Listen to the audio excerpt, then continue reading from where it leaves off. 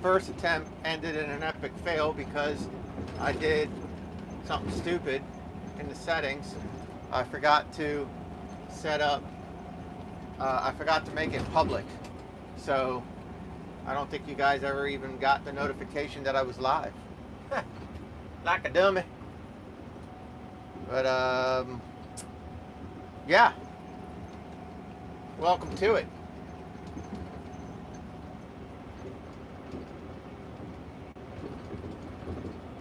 Good morning, Mr. Skidmore. How are you? So, obviously the statistics is off. Okay, here we go. Now it's starting to show. So I'm getting comments, but I'm not getting, it's not showing up that anybody was watching. So yeah, it was a little weird earlier. I'm like, how come 7 minutes has gone by and I don't have anybody watching my stream? Like, that seemed really weird. And it turned out I forgot to make it public. So I was talking to myself. But I was also thinking that I could have just been in a bad area. So anyways, happy Tuesday. We got a lot of rain coming this afternoon, tonight. Then it's supposed to clear up tomorrow, but the damage will be done. We won't be able to haul tomorrow unless we're hauling material like rock for the concrete plant. Then we might be able to haul. But that depends how much work they get done today and tonight, and if they even need us to haul rock tomorrow. So don't know if we're going to be hauling rock tomorrow. We're definitely not going to be hauling dirt because the pit and every place is going to be too wet. Then it's supposed to rain again tomorrow afternoon. So that's going to wash us out probably Thursday and Friday. We might only be working today and maybe a few hours on Saturday. It's the nature of the beast, man. It's a rough industry. It's a rough industry. So I'm kind of chilling, taking it easy, nice and slow. Because this is all we got. We get done with, this is load number 3. They said probably 7 turns. So once I get 4 more turns behind me, I don't think there's another job for me to go to today. So I might only get 6 or 7 hours today.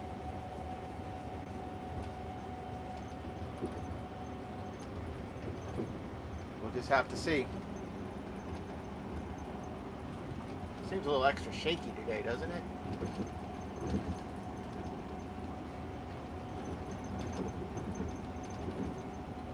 See how that works out for you.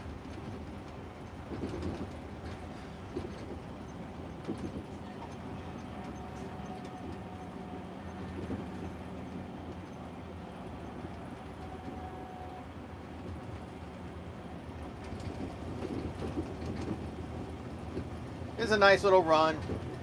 It's about 25 minutes each direction. The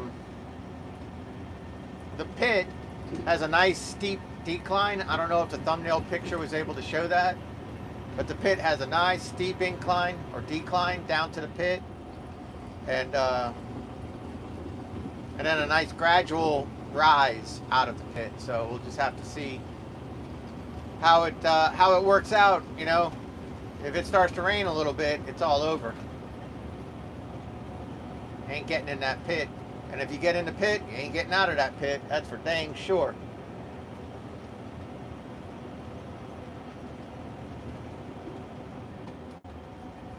We sure have never been to it.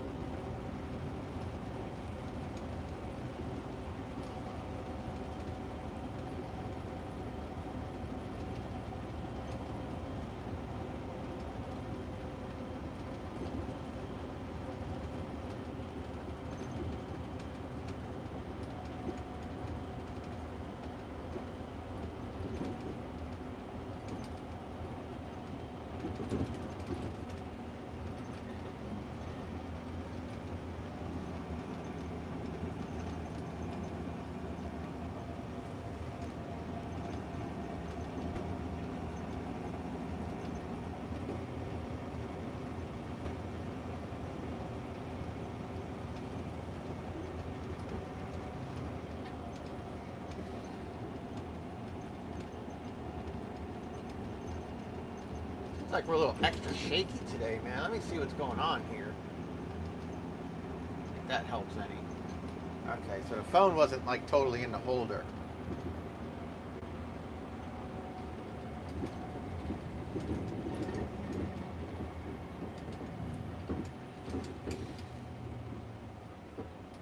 Hey, what's up, Trevor?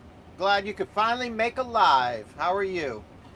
I know school starts a little later for you guys, so hopefully you can get a little view time in. Make sure we're good here. It's a little shaky. I'm wearing my pink shirt today, so you know it's fixing to get wild. But like I was saying, we got like 7 turns that we're gonna do today. When you were going over Alligator Alley, I mentioned those are Georgia pine logs on those trucks. Yep, going to the paper mill. They sure are.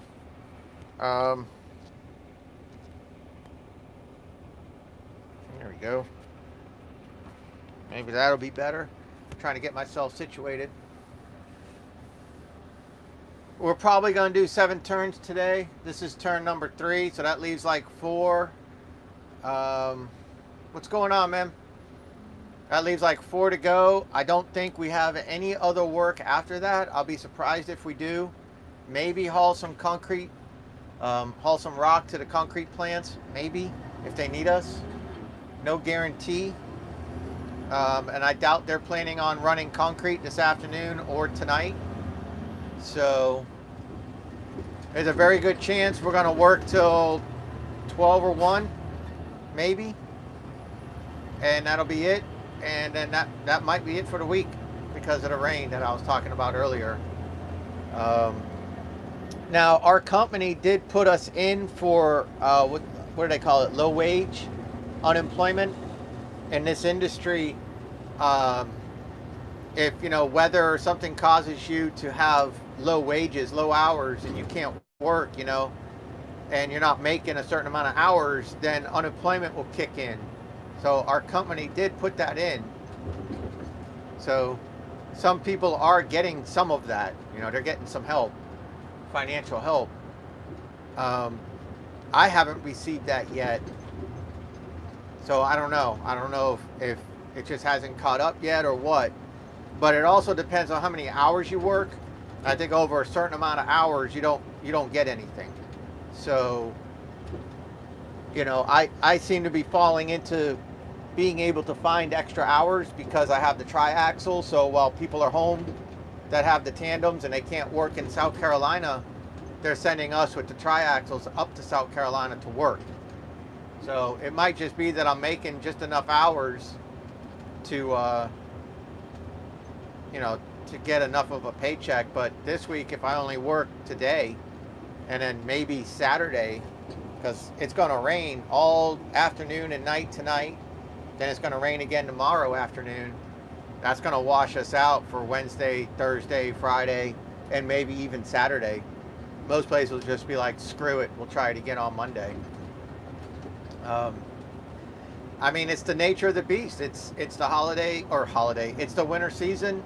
You have weekly cold fronts come through. Those cold fronts push through and they dump some rain, and then it's cold behind them, you know. That's just what happens every week. Now today we're supposed to get into the 80s, to be honest with you. So yeah, it's going to be warm. Yesterday it was, I think yesterday it hit the 80s too. I think today it's supposed to hit a record high of 82.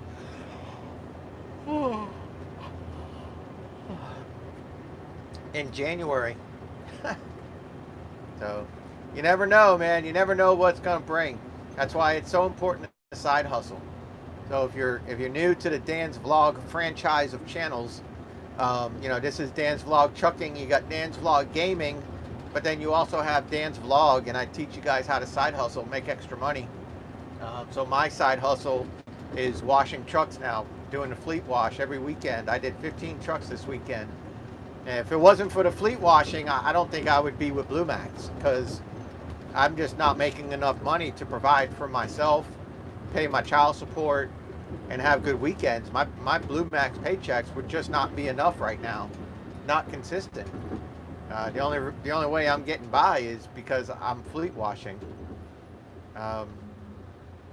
And it's not that I have anything against Blue Max. I like the company a lot, but I mean, my bills aren't going to be like, well, we understand there's COVID and you guys are a new company in the area and you're still trying to get established. So, you know, just pay us what you can as the company works you what they can, and it don't work that way.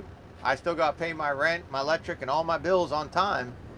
And if I can't make the money working as a full-time employee, then I mean I don't have a choice but to go somewhere else. So thank God for truck washing. And if I wasn't truck washing, I would have to be dropping applications somewhere else. And especially now that I got a year's experience with dump trucks, and so many places, so many companies know me now by name because I network. It wouldn't be hard for me to get another job with a company that's established. But I'm riding it out.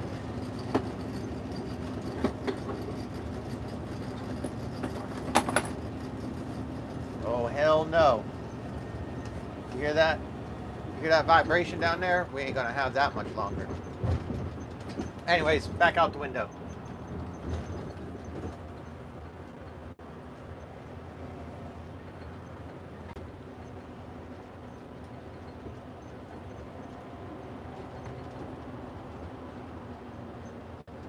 Like this time of the year, a lot of companies, a lot of state jobs and stuff.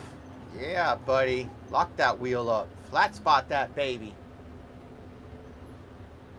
A lot of these companies are getting work because they're minority owned. What is it? Minority, veteran, female. You get to work for the state. So like all the state paving jobs that we could be doing right now, state contract jobs that we could be doing right now, we can't do them. They're trying to hire all of the, they're trying to get that percentage of work. Every company like the state like that has to give a certain amount of work to a minority, to a female, or to a veteran-owned company every year, or they get in trouble. So the companies that have that identifier are getting work where we're not getting the work until the state meets its quota, usually around March, and then the state won't use them anymore. They'll use the companies they want to use. And I mean, that's, the people that are hiring for the state, doing the state jobs, they got the state contract.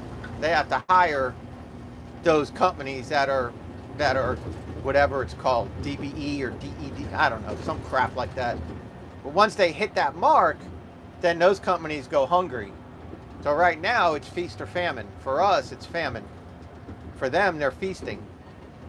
And then, once that company that has the contract with the state meets the quota for subcontracting out their work, whoever's doing the paving job hires the dump truck companies to hire to bring in the asphalt, bring in the crush and run, haul out the milling. Once those companies meet their quota, once that contractor meets his quota, then he can use whoever the hell he damn well pleases. And that's when companies like Blue Max is going to really be a prominent force here because of the amount of trucks we have. That's when they say, can you give us 20 trucks? Boom, there's 20 trucks. There you go. So for right now, it's feast or famine, and we're famine. It wouldn't be so bad if we didn't have all this rain. We got enough work. It's just that all the rain is cycling through, and the rain is causing us, for the work that we do have, to get put on hold. That's the crappy part.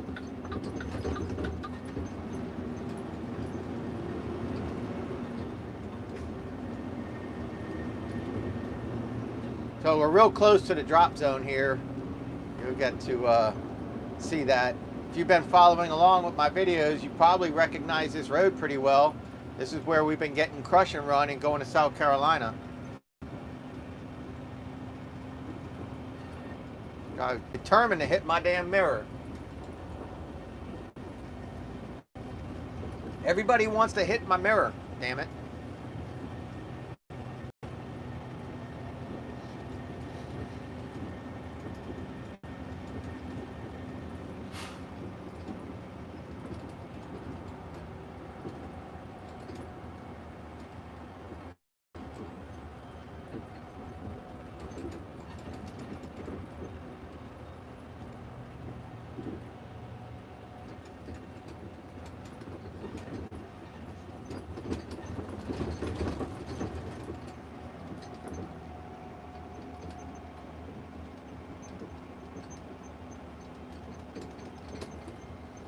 Good morning, Aaron. Good morning, Norma. Nope, no snow here, Trevor. It very rarely snows here, and if it does, it usually doesn't really stick.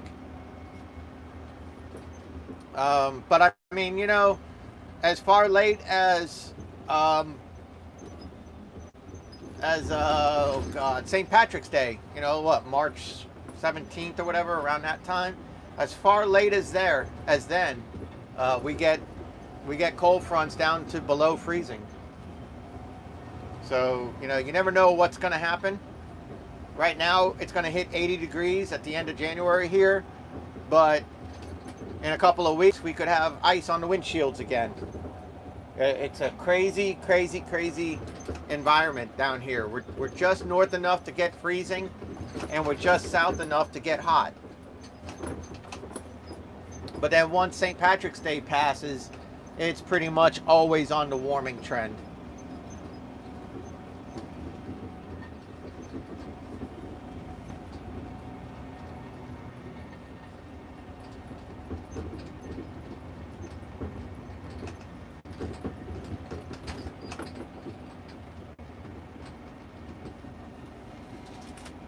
All right. Mark down my time here.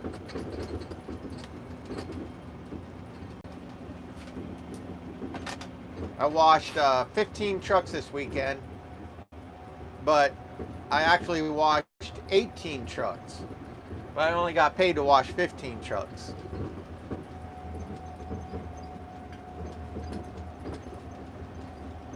Here's why. I went into work Friday to wash trucks because we got rained out. I told you guys about this on Saturday. We got rained out Friday, so I went in to wash truck. So before sun came up, I washed my own truck. And it wasn't scheduled to be washed. That's the Macks, all the triaxles are scheduled for next weekend, this weekend coming. So I did my truck just out of pride, because that's the person I am. I like a nice clean truck, inside and out. So I did my truck, and then a customer called, needed a load of dirt brought in and a different load of dirt brought out.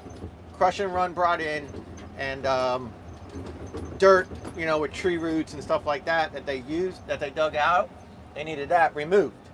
So I was like, hell yeah, I'll do it, I'm there. So I went and I did it. Well, it was really rainy and stuff the day before, which is why we got washed out on Friday.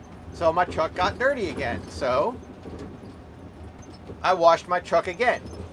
And then I washed 8 trucks. And then Saturday we worked and my truck got nasty. And so Sunday when I went in to wash the remaining 7 trucks, I did the remaining 7 trucks, and then I did my truck one more time. So my truck got washed 3 times, but quick rinses. My truck got washed 3 times for free, just so I could start my Monday or Tuesday, whatever day we came back to work, just so I can start my day with a nice clean truck. And you see all these tandem axle Kenworths in front of me, all nice and clean. Those are all the trucks that got clean. Except there's dirt on the side of his now.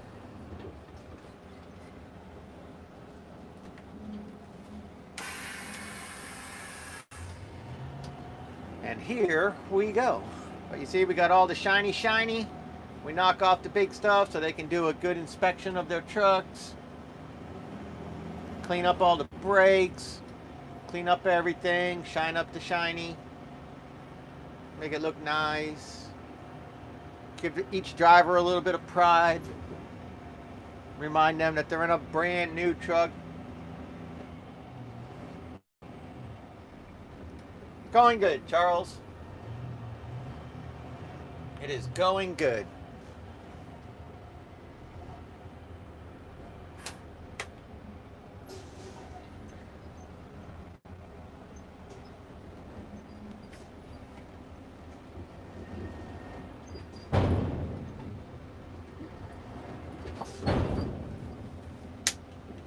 Nice little bang bang.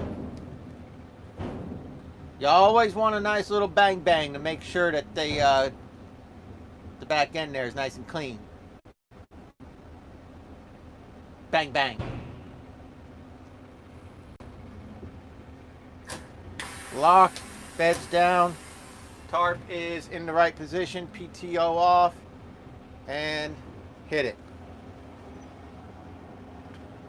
And I will let this guy go in front of me because I am in no rush. Nobody's gonna lap me. We're all gonna do about 6 or 7 loads. I wanna make sure that I get every minute of every hour that I could possibly get today, because like I said, we got maybe 3 more hours of work and this job will be done. And when that happens, that might be it for the week, and that sucks.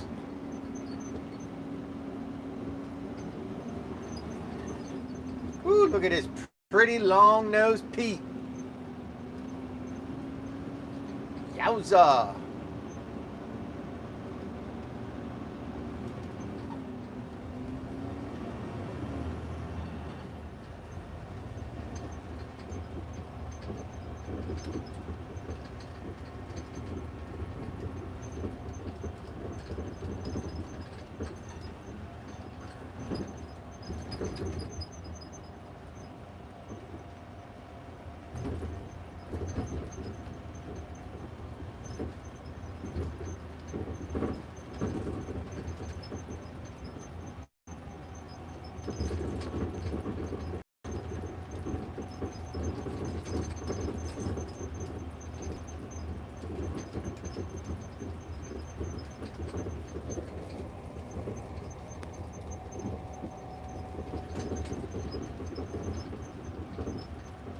So, Aaron and Yorma, Trevor, you weren't a part of it. A few others. We were going back and forth with that chick, Jessie, the super hot picture.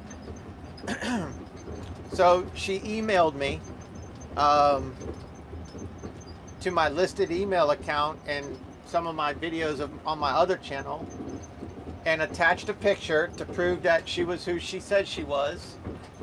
And we're getting married this weekend. So, nope, I'm kidding. So,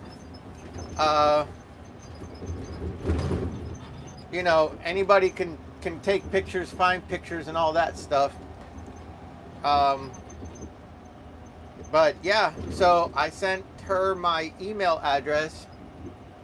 Let me finish the story, Chuck. I sent her my Snapchat address. See, I use Snapchat to take pictures and then I can do things with the thumbnail. Snapchat is like a super good program to use for artwork, for thumbnails, for videos. So it's a good program to have, but I don't sit there and Snapchat like children Snapchat and filters and all that crap. I just don't do that. I'm not into it. But I gave her my Snapchat, and we joined each other on Snapchat. And the first thing I noticed under her name of Jessie G or whatever was some weird name. So like when you looked at my Snapchat, it said Dan, smiley face, Dan, smiley face. That's what you know me as. That's what you see me as. When you look at my Snapchat name, no secret, it's Dan's Vlog 912. It shows. And then there's a number after that, and I don't know what it is. And then there's a check your astrology. You could click on that and pull up some crap about your birthday or some bullshit. Well, where mine said Dan's Vlog 912, was some weird thing. Had nothing to do with like the name Jessie. It didn't have anything to do with initials. There's some weird thing. So right there, right off the bat, I'm already continuing my suspicion like I have been. So she sends me another picture on Snapchat and I'm like, okay, well, here's me right now. And I was laying up in my bed and I think I took a picture or a video and I said, you have 30 seconds to prove you are who you say you are. And time went by and I didn't get a response. And then she wrote a smiley face. You know, she put a smiley face with the tears. And I was like 30 seconds or 2 seconds, something I don't remember. And I was like, okay, bye-bye.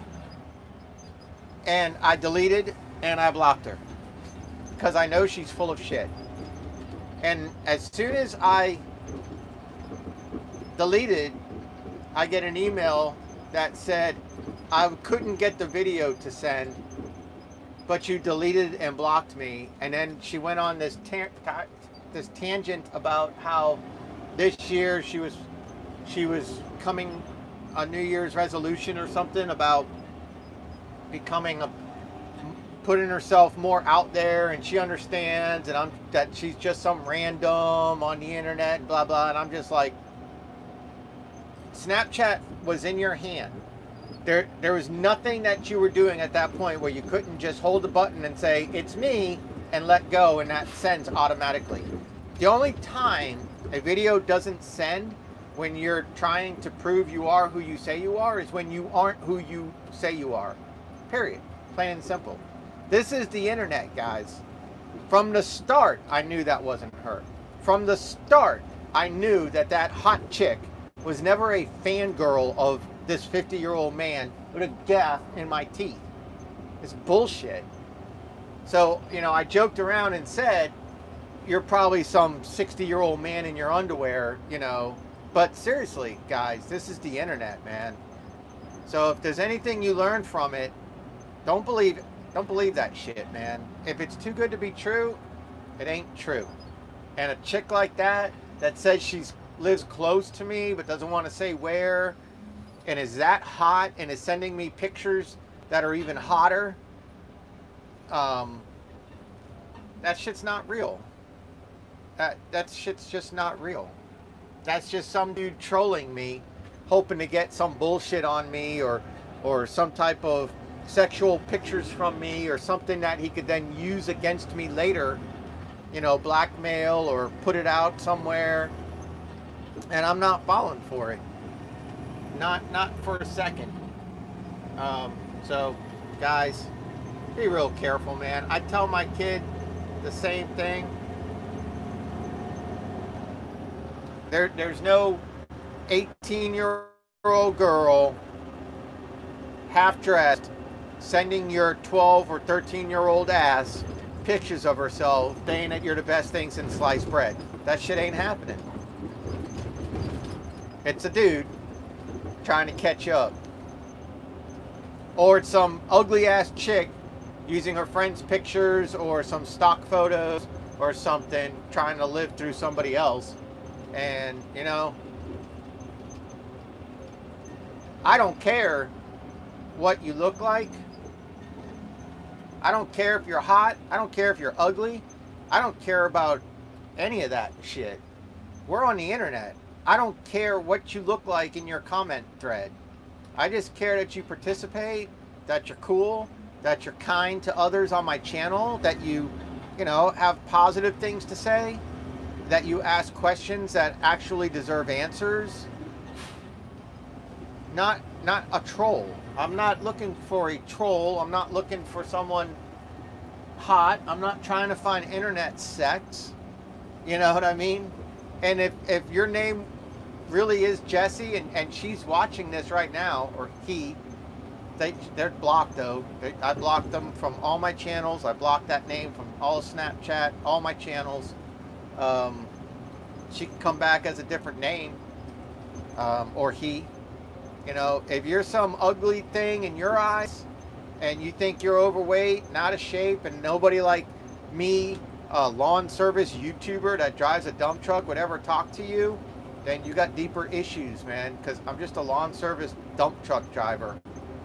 I will, yeah, or they, I will definitely talk to you because I don't care.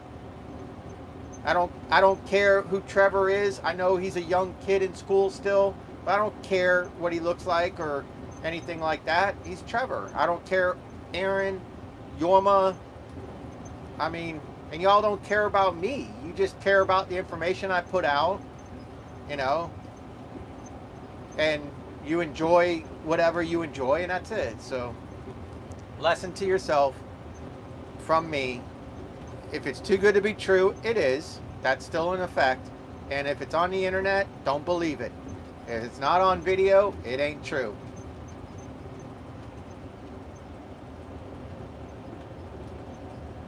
In fact, what I did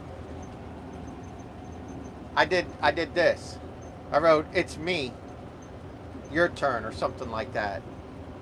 So, I mean, who's gonna not? You know what I'm saying? Like, I can do whatever pose you want. Turn the video on, take a video real quick, whatever you want. I could give you a shout out to prove that it's me, whatever you tell me to say, you know. Yep. So there you go.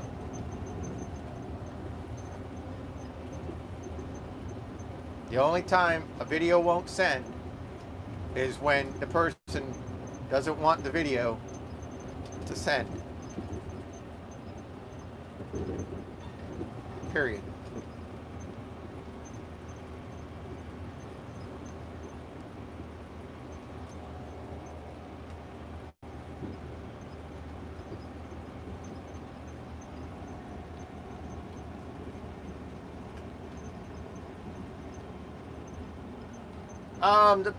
The favorite thing I like to do asphalt. Really anywhere. I like to do asphalt to the port. You know, that's pretty cool. Because like we discussed before, I think you asked me and we discussed it. I get to see the big boats sometimes going by. I get to see all the trucks. I get to see commerce. I get to see big cranes working. That green and white dump truck to the right there behind that pickup truck, that's Sweet Gravy Trucking. They are co-owned in some form of fashion with the same looking logo, Savannah Ready Mix, and they're off the same yard. And Sweet Gravy Trucking hauls Savannah Ready Mix material. Coca-Cola.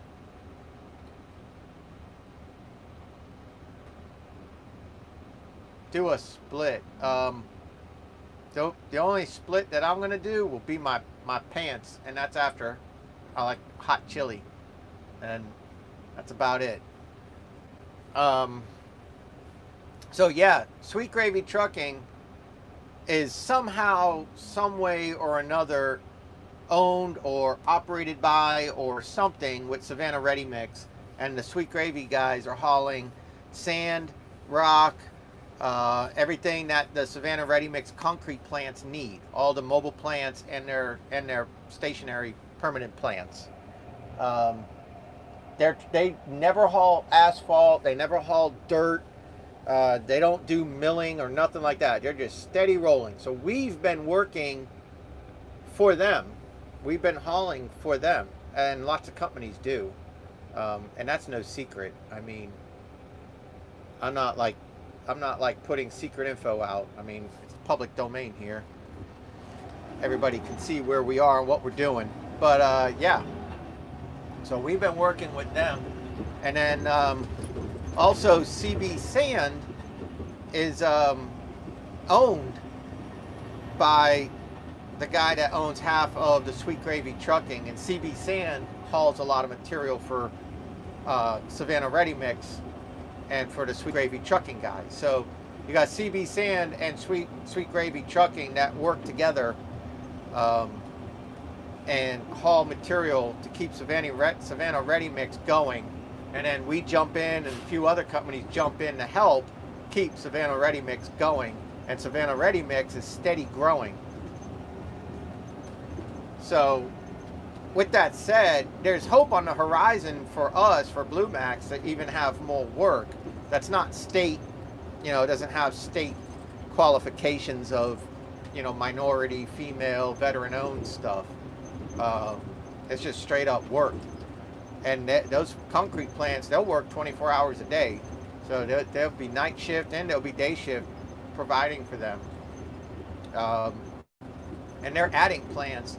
And I know they were super busy all year, like all winter. They've been super busy, and if they're super busy in the winter, you can only imagine what they're going to be like in the summer, in the spring and in the summer.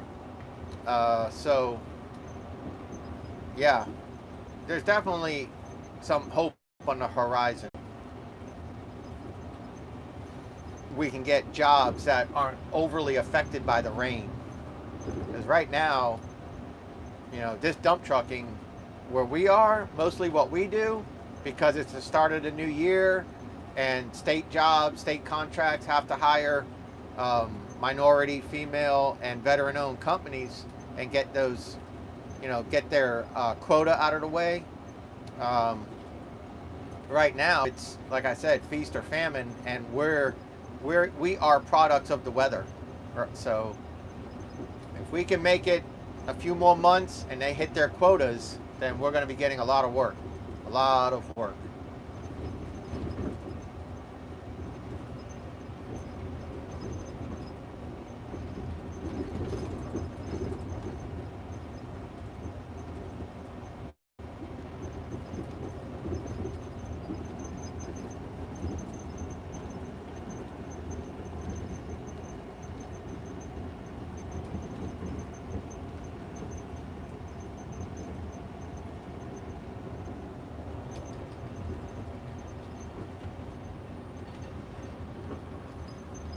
And Jesse, if you're watching this and your feelings are hurt or whatever, suck it up, Buttercup. Be yourself. Be who you are.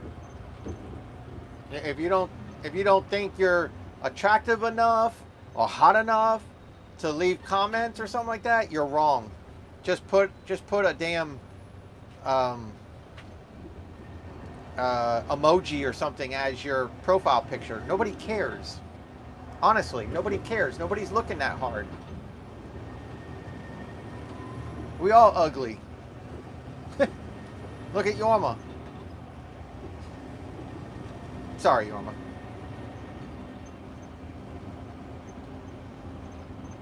I mean, hell, even Yorma has a girlfriend and I don't. Shit.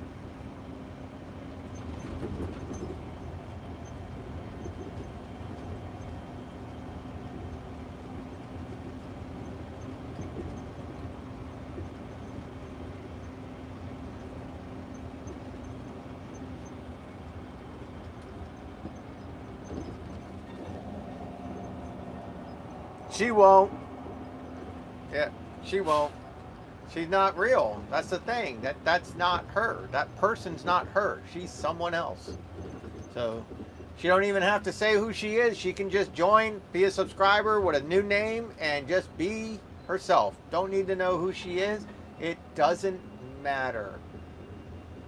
It doesn't matter.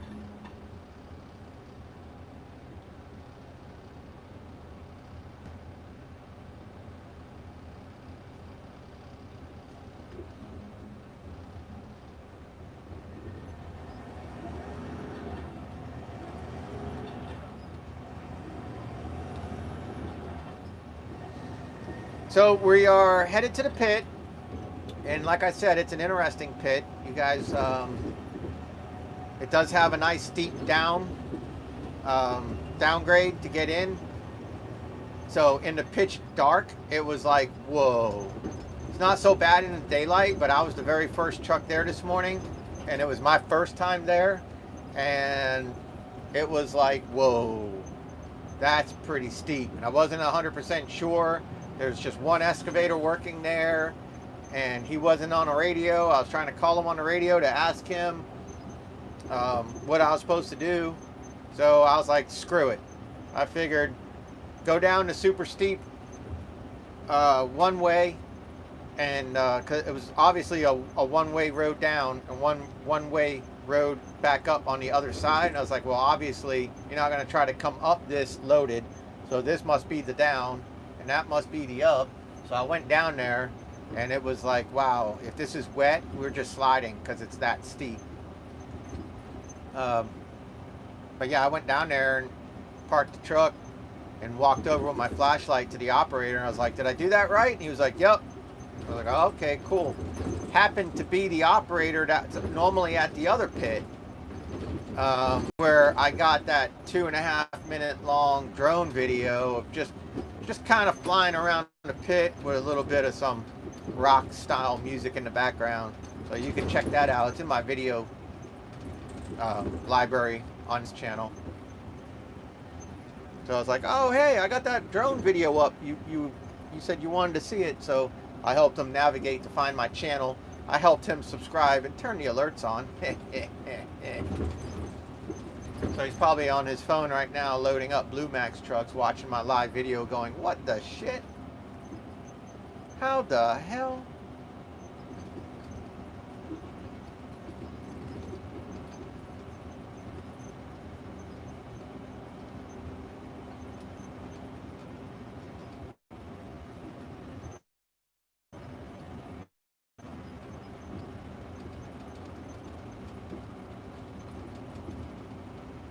Yeah, man. I got two. I got a headlamp for when I do my pre-trip in the morning, and I have a 4D flashlight for, you know, whatever.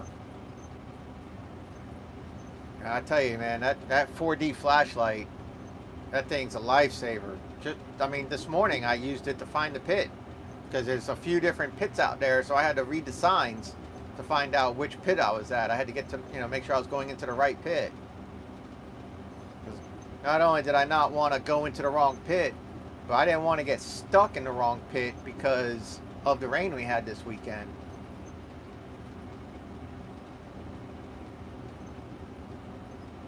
Well, Thursday. A lot of the pits are still wet.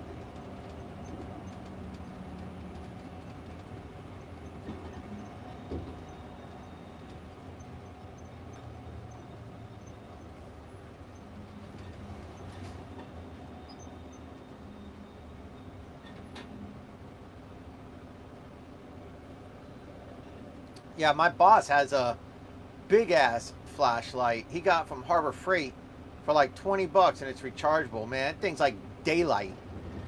It's freaking crazy.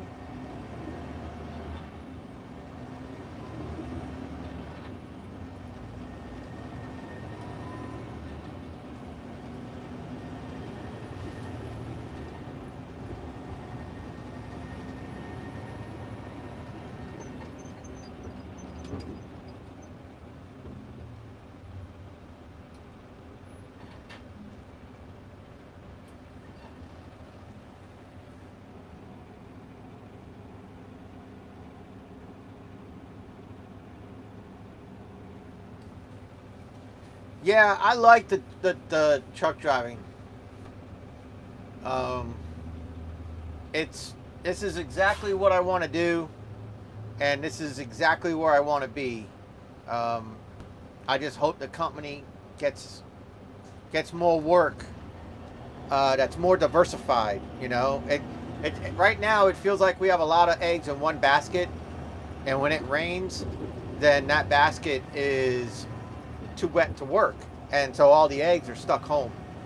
And you know, we're trying, don't get me wrong, we're trying, but you can't get work without being able to commit a certain amount of trucks, and you can't commit a certain amount of trucks when you have most of your eggs in that one basket, but then that one basket gets rain and most of the eggs have to go home. So, you know, when it rains, it pours, and it's felt a lot. But when it's dry, you know, like when it rains on a Friday afternoon, then that's okay. We can work Monday through Friday. And we're working 11 hours a day, and we got most of the fleet, most of the eggs on that one basket. And then we have other trucks doing other jobs, you know, that require smaller trucks, a smaller quantity of trucks. But we have a request for more trucks, and we can't fit that request because we have all the eggs on that one basket. Because that one basket is a sure thing, unless it rains. So we're gonna get more trucks.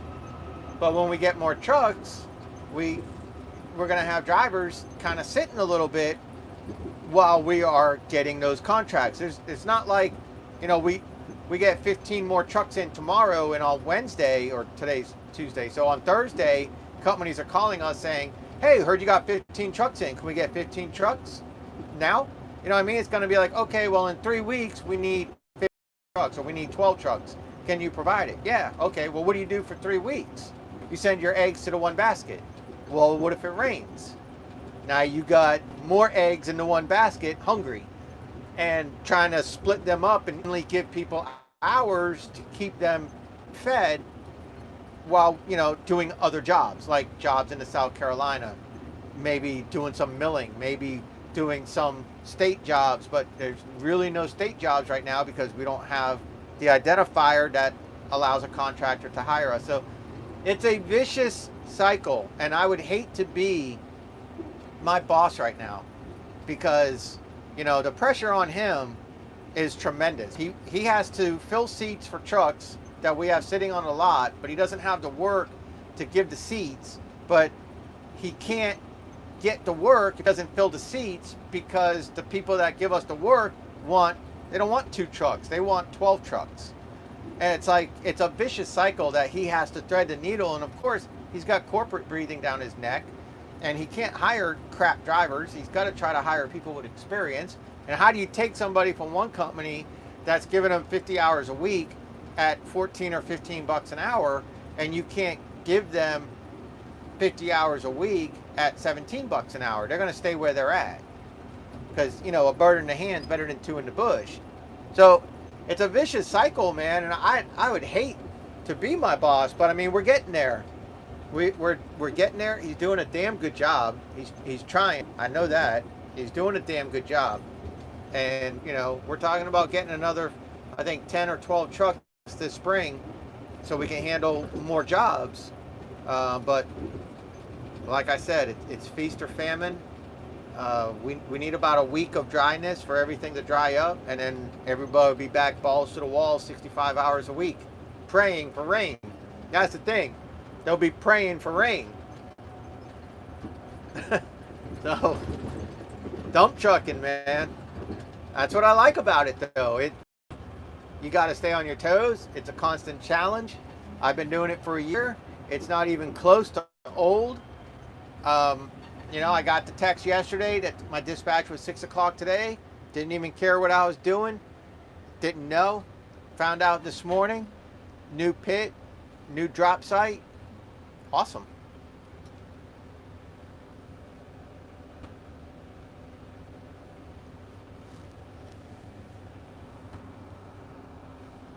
$10 o'clock.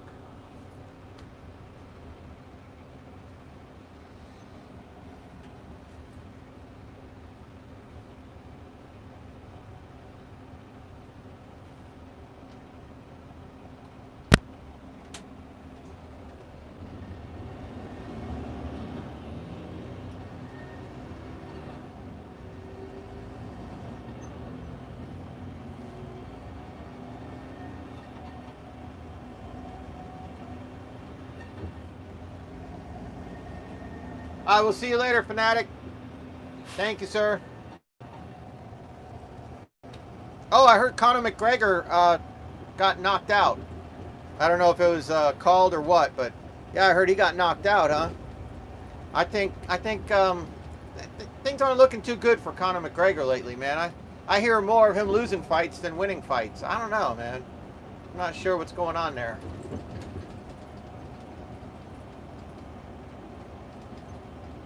Yeah, it might be over for him. He might have peaked. Or maybe he's just punching above his weight too much, you know? Maybe he just needs to calm it down a little bit, stay in his weight class. I don't know.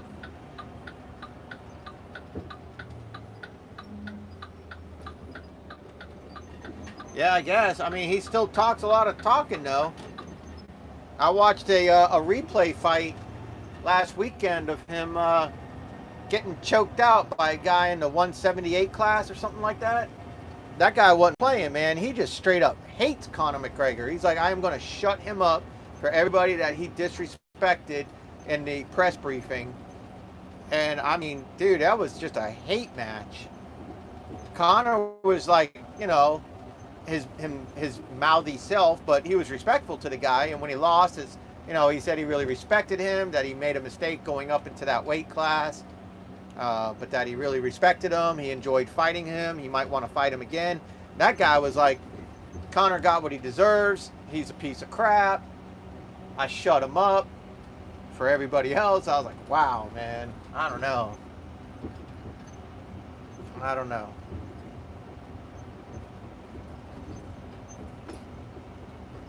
Anyways, we're approaching the pit. We're getting close. But yeah, I had to find this place in the pitch black, dark as hell, with all these little side roads here, and driveways and side streets and crap. And I'm like, where in the hell am I going?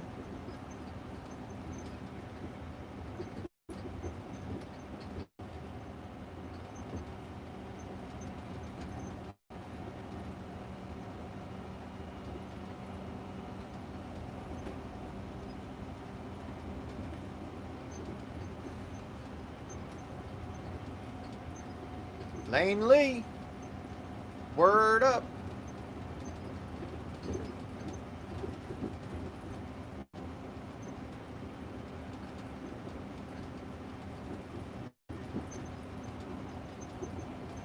That's a big outfit right there, boy. That's a big outfit. They got a lot of trucks. They got end dumps. They got a lot of crap going on. Busy, busy.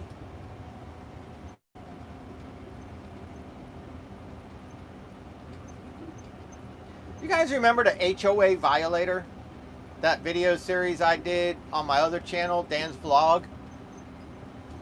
She had a horse. And this is where she kept her horse. Right here to the left.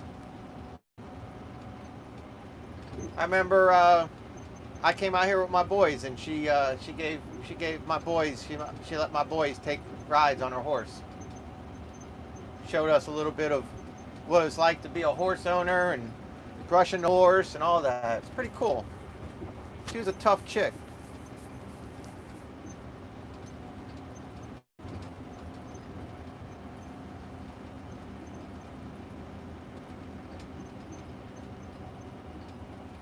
See all this stuff out here? You looking to like the left? I was like, what? And do I turn here? Do I turn here? Do I turn here? I had to keep using my flashlight. Like, they got logs in the road to block the road. They got, like, some of them had gates closed. I'm like, what? I ended up following the tracks on the ground, not the tracks to the left, because that wasn't there. That's from us today. But the tracks right here in front of me, you might not be able to see them on camera, but on the head, it's like, wait, these are still, you know, dually tracks, you know, like a dually pickup truck. I'm like, these are dually tracks, and these are dump truck tracks, so we're still going. So here's the pit. I'm gonna lock it down into manual gear and put it in 4. And okay, so obviously we're not gonna rush today. I'll just stay up here for right now. They're putting fuel in there, so no sense in me going down there just yet. But it's a pretty steep hole. That's for dang sure. Or steep road, I should say. Oops.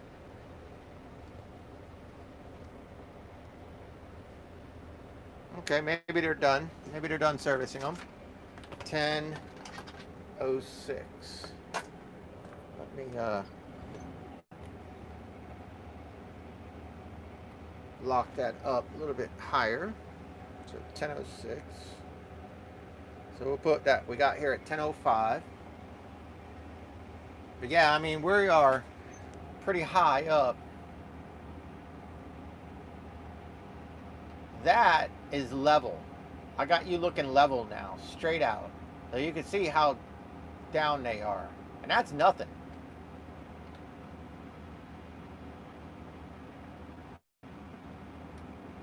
Nope, I did not use a GPS. I used, like I said, I actually used the tire tracks of the other trucks, I should say.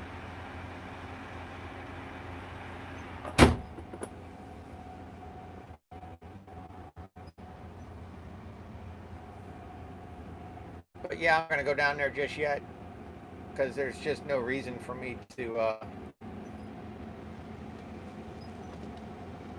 crowd anybody. He needs to go up and get back into position there. There's enough trucks there. And this guy just said, screw it. I'm going straight up this steep hill because I'm the man. Yes, you are. We can't do that in the dump trucks.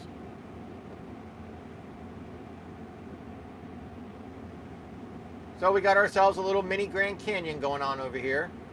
You can see all the different colors of the rock, the stone, the dirt, whatever. And that's that Georgia clay you keep hearing about. Florida-Georgia line wants to keep talking about dirt. D-U-R-T, dirt.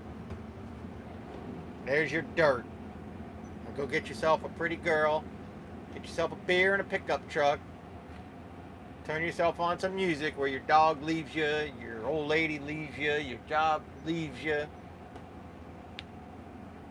Plant some corn, because you know that's important. And strum a guitar. And give me a yeehaw with the guitar. You like my pink shirt? We're pink today. Here goes Mr. Excavator. Oh, you can do that. Okay, I didn't know you could do that while you're live streaming. Look at that, huh? Did not know I could zoom in while I was live streaming.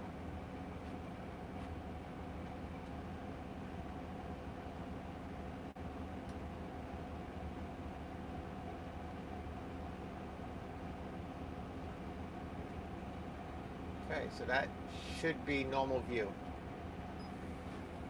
And then the trucks are going to come on in.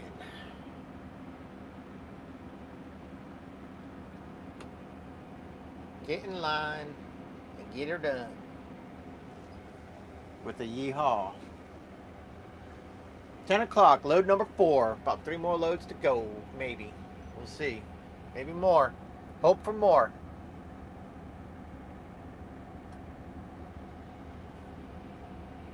So you guys want to see excavator operations?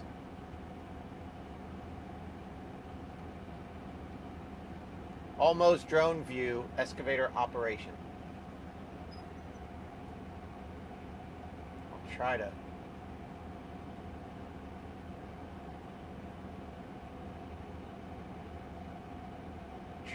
hold it a little bit more still, but it's kind of hard when you zoom in like that.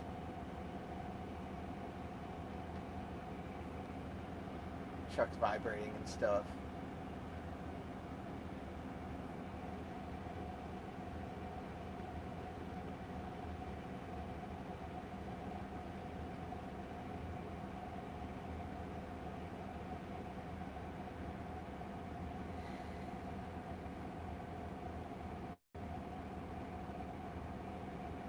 So what he's doing right now is he's trying to make it where the trucks can back up all the way to him, so he doesn't have to stretch all the way out and tip his machine. Like right there, he has more room. Like, there you go. Is he turning sideways or no? When his tracks are sideways to us, it's a little bit easier for him. He can reach a little bit further, it seems like anyways, than when his tracks are this way. Could be wrong.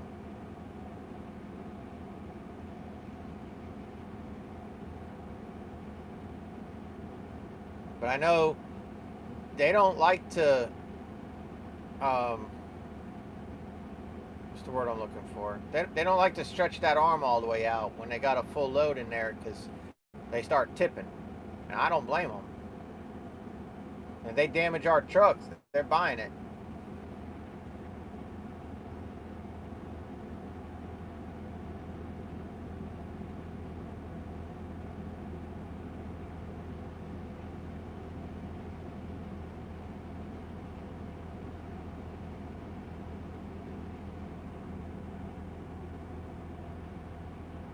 Now he's going to make a spot for the truck to back up right to him.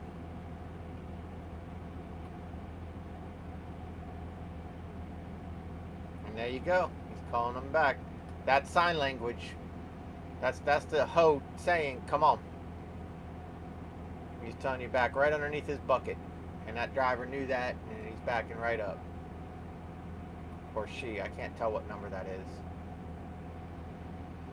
And then he'll hit the horn, and that's it. Load you up. Now that's the best way to load as far as I'm concerned, because that's the cleanest.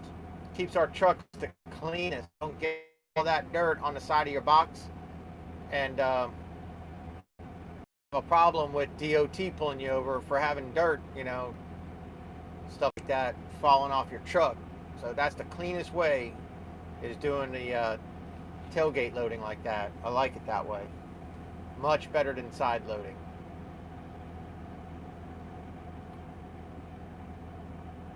And also, we're hauling sand more than we're hauling dirt. We're not hauling, this isn't like that Georgia clay. That's more like sand right there. Clay's kind of behind them. That area there is just dirt. That's why we're hauling out of this pit. What I'm about to tell you, Aaron, the clay that we haul out of the 1730 pit in Bloomingdale, that we got plenty of video of that. That's the stuff I hate hauling because it doesn't want to come out of your box. It's moist. It stains everything it touches, so it's harder for me to clean when I do the fleet washing. It stains your rims. It stains the side panels on the tandem trucks. It's a pain in the butt. The biggest pain is it doesn't want to come out of your bed, and if it gets on the side of your bed, it doesn't want to come off. You got to shake it off. You got to get out there and scrape it off. You got to use a gloved hand. It could be a real pain in the ass. That's the stuff that I dislike the most. Asphalt I like the most because you get to see what you're doing. I've told you guys that before. You get to actually see your progress, you know. So to me, just from a business standpoint, I can see work being done. I'm not just bringing dirt from one pile to another. I actually see work getting accomplished, see the progress, and then I can say I had a hand in building that road, or I had a hand in building that port, you know, that area of the port that we brought all that asphalt to so many different times. I can sit there and say, man, you know, we paved that. Me and a group of guys, whatever, we came through and we paved it. And it's pretty neat. Boy, she had the pucker factor going coming up that hill there. She looked like she was holding her breath. That's funny. Now that little tractor person's down there doing their thing. As you'll see, that tractor comes around and makes it where we can actually work. They got that spreader box going back there, and you see filling in all the tire tracks from us trucks, screwing things up. Now when I go down this hill, I'm going to go down in second, let the transmission hold me. That's one thing them Kenworths don't do so easily. This truck will hold my speed. I'm in second with the jake brake, and it's almost coming to a stop. And we are going down a pretty steep incline. I'm not touching the brake. I'm giving it gas in second gear to go down this pretty steep incline.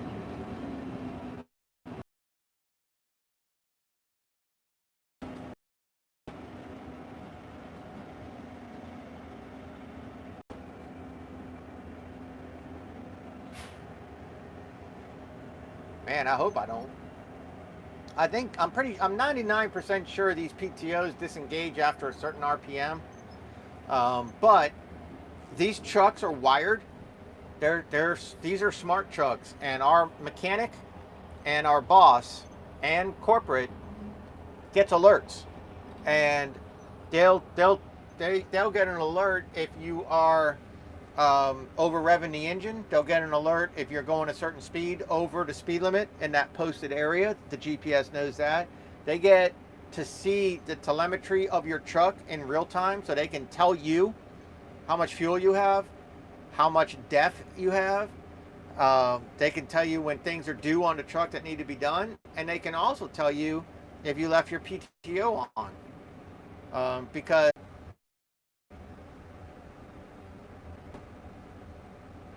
yeah, we're in a bad area. We're in a pit, so sorry about that. Hang in there.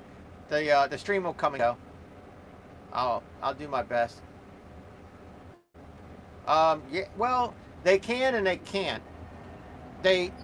If the camera is triggered because of an event, like hard braking, swerving real hard, if something triggers an event, they can get a clip, and that clip will show the camera forward and the camera backwards, so they can see what the driver was doing.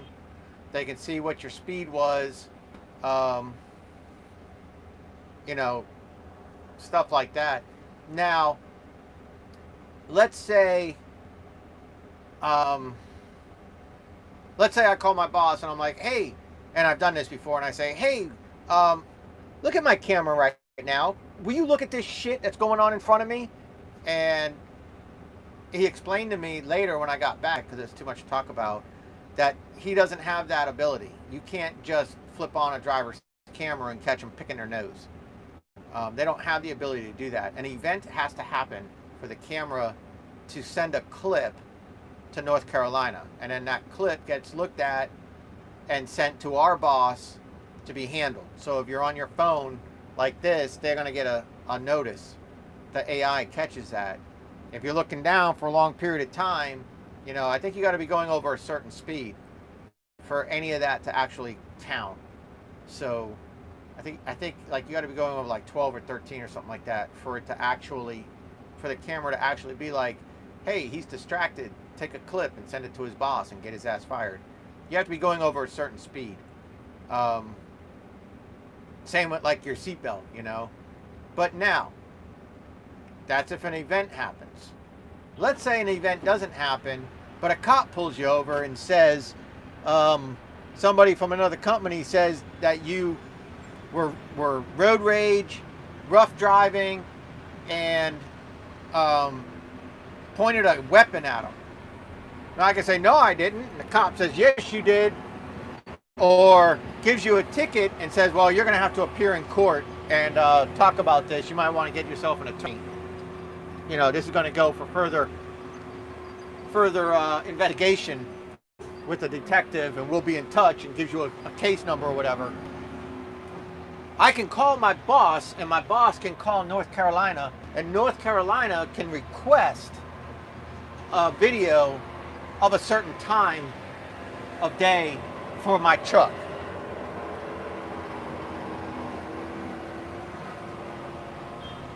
Okay, sorry, a lot of noise. So, you know, I can be like, hey, I just got a ticket, or I just got pulled over, cop said this, and he can be like, all right, well, what time did that happen? Well, it happened at 2:30. Okay, they can go back and they can, you know, the cop says it was like at 2 o'clock it happened, and they just found me. They can go back and check my truck, check my camera, and it's recorded. And then that would be my alibi. So, like, a lot of people don't like these cameras and they complain about it. Ready, turn your wheel to the right. Yeah, because I'm looking like, what the hell? Hold it right there. Now come forward. It's not locked. It ain't working, Bob. Yeah, it's not locked. See if I get it for you. All right.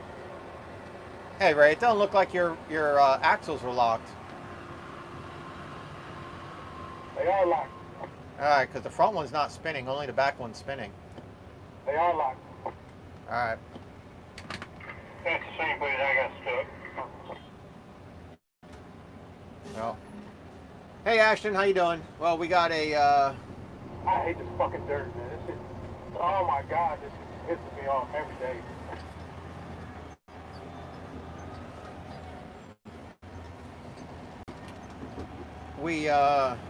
We got a driver stuck in the dirt.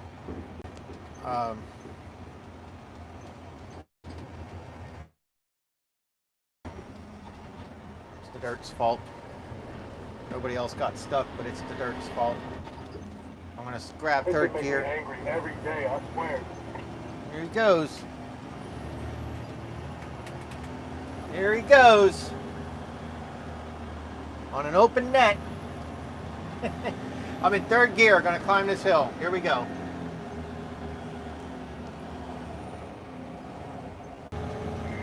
Yeah, you just stop in front of you. All the trucks that make it through the dirt all day long. Blue Macks get stuck. Oh. They got one tire that ain't even moving. Yeah, I'll be Alright.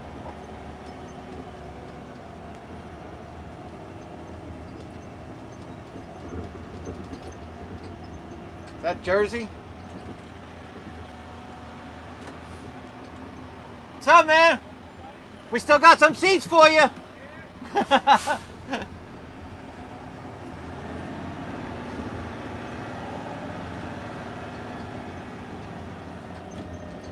Good morning, Mom. Everybody say hi to my mom.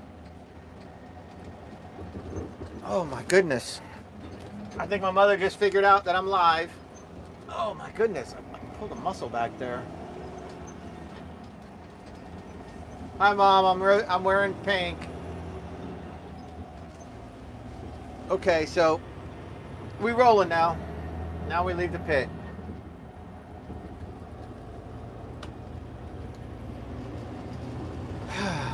Yo, hold on. First of all, whose idea was this to start wrapping this line around this way, bro?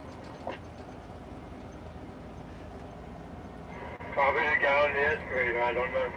Because we was doing just fine when we pulled up over there and we were back.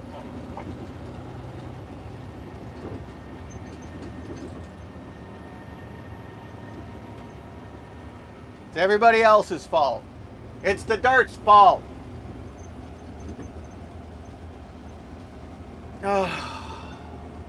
Look out the window. Count the trees. I don't want to hear shit from Shiola. Just look out the trees. Or look out the window. My goodness. Some people's children. I like that pit. You know why? Because it doesn't get crap all over my truck. It's sand. It's just sand. Like, you gotta look. Like, if you've ever driven in like sugar sand, soft sand, then you have to identify that. You gotta drive around it. If you can't drive around it, don't go through it unless you got a good bit of speed. But don't stop in like a pond of sugar sand like old boy just did. I mean, he literally like turned and drove right into a pond. I don't know if he couldn't see over his dash, and that's not a height joke. He just might ride low. Like I ride all the way down in my seat. I have no air in this seat. I am on the floor. And I do that because I hit my head on the roof one time, and I will never let that happen again because that hurt my neck for a long time. That's when I worked with Atlantic Waste. I am always on the floor. I drive as low as I can. And that's just the way it is. If I'm not comfortable, then I blame it on my truck. But I don't know if he just couldn't see as he was making that sweeping right-hand turn to get in line with all of us, but he drove right into a pool that's like the length and width. It's like the length, and it's a full circle of a truck, like a whole dump truck just spun and made a pool of sugar sand, and he drove right in that pool and stopped. Nobody else did, and everybody else is flowing, but he did, and it's the dirt's fault. It's the sand's fault. It's whoever's idea it was to turn and start going that way's fault. That's why I turned my radio off, because I don't want to hear that crap. You know, it's like, just learn, man. Just learn. Just see what you did. And just be like, crap, these trucks aren't good in sugar sand. And be done with it. Not a big deal.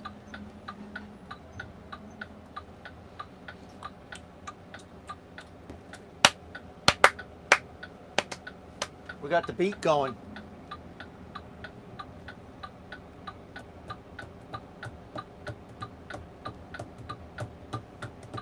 bass,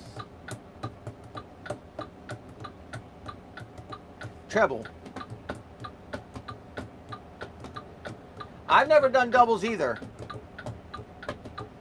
I drove trailers for Coca-Cola, and then I let my Class A go when I was in the military, and I moved to Georgia because back then it was too hard to transfer it.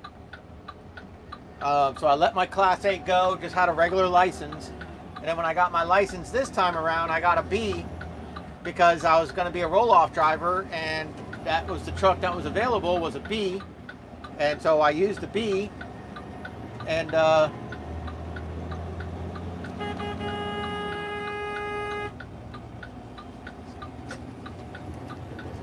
I saw them, and I did that on purpose.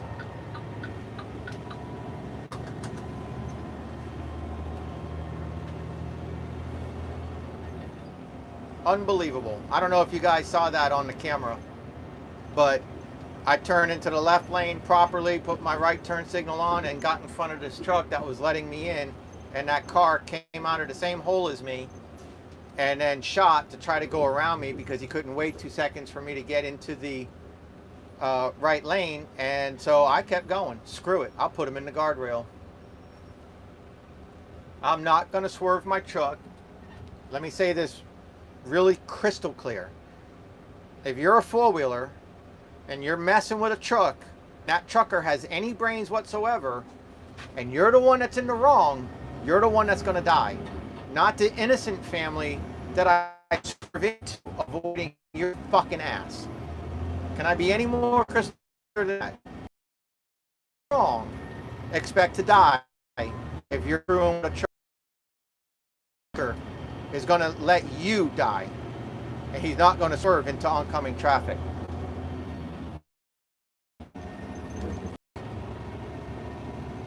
And yes, I kept going just like I was supposed to do because traffic expected me to do what I was doing, and they were coming on.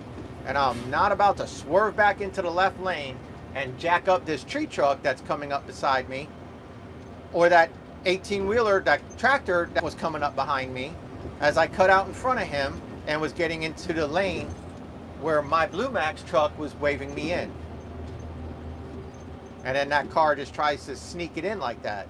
Screw that. I'll put you in the guardrail before I cause this tree truck or that tractor to die. So take note of that, four-wheelers, while you're out there driving around like you're in a goddamn go-kart on a racetrack around big trucks. If that guy knows anything about his truck and knows anything about anybody else, he will make sure you're the one that suffers.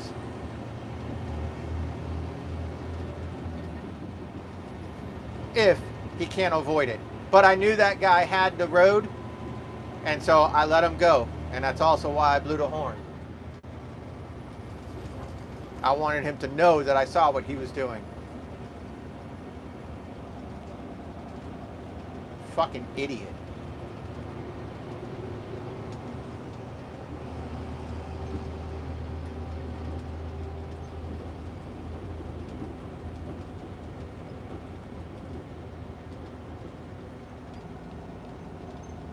And remember, I got camera.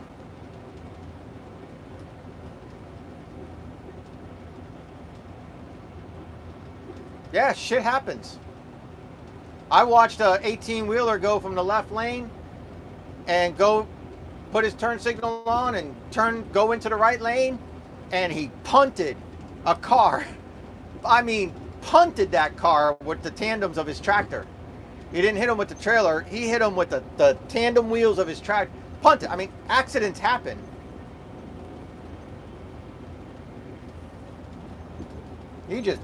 I mean, and when he hit that car went, he came over, and that car went, boom! Just punted that car. Good thing that car had a road to go off of.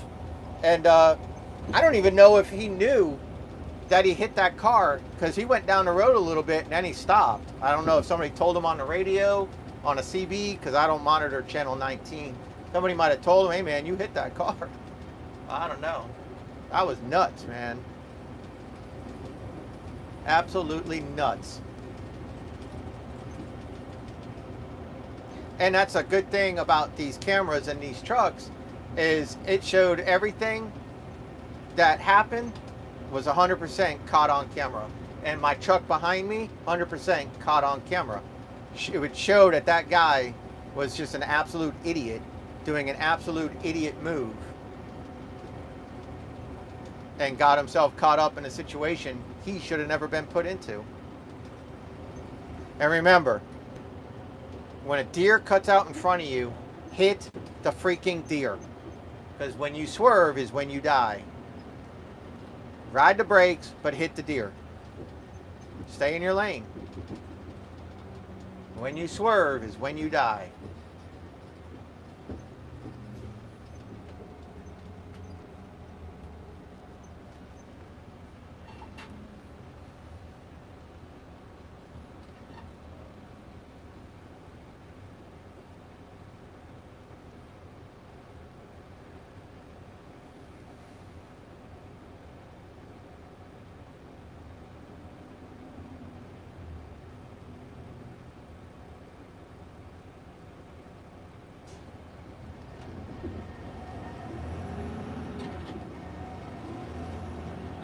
Hey Paul, how are you doing? My weekend was good. I had the boys this weekend, so Friday I washed trucks in the morning, did a couple hours driving, and then went home. We had a nice Friday night.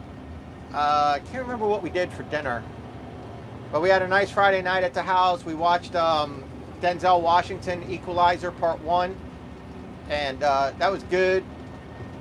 Woke up Saturday, worked all day till like 3, went home, and then me and the boys played video games and watched Equalizer Part 2 with Denzel Washington,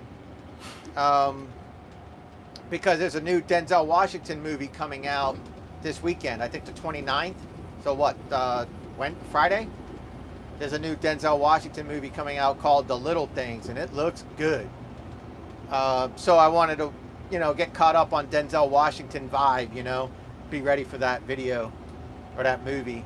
And then Sunday I went and washed trucks, finished washing my truck Sunday morning, and then went home, did some cleaning, and then took the boys downtown to River Street. We went to dinner, or went to lunch, went back home, realized we weren't going to work Monday, so I kept the boys, and then did school with them Monday, online learning Monday, and then they went home yesterday afternoon, and here we are. So that was my weekend. It was a good weekend. Pooler Police is pulling somebody over. Let it be that little gray car up here to the right. I don't think so, though. I think it's too far. I think that little gray car would be gone by now. No, I don't see who it is, actually. Oh, it is that little gray car, isn't it? Look at that. Yep, there they are. Yep. 8282, you see that little gray car just got pulled over by Pooler Police? Okay. Is she on a CV? Are you behind me, Tamika? Yeah. You see that little gray car that did that stupid move with me earlier, just got pulled over? That's who that is? Yes, ma'am.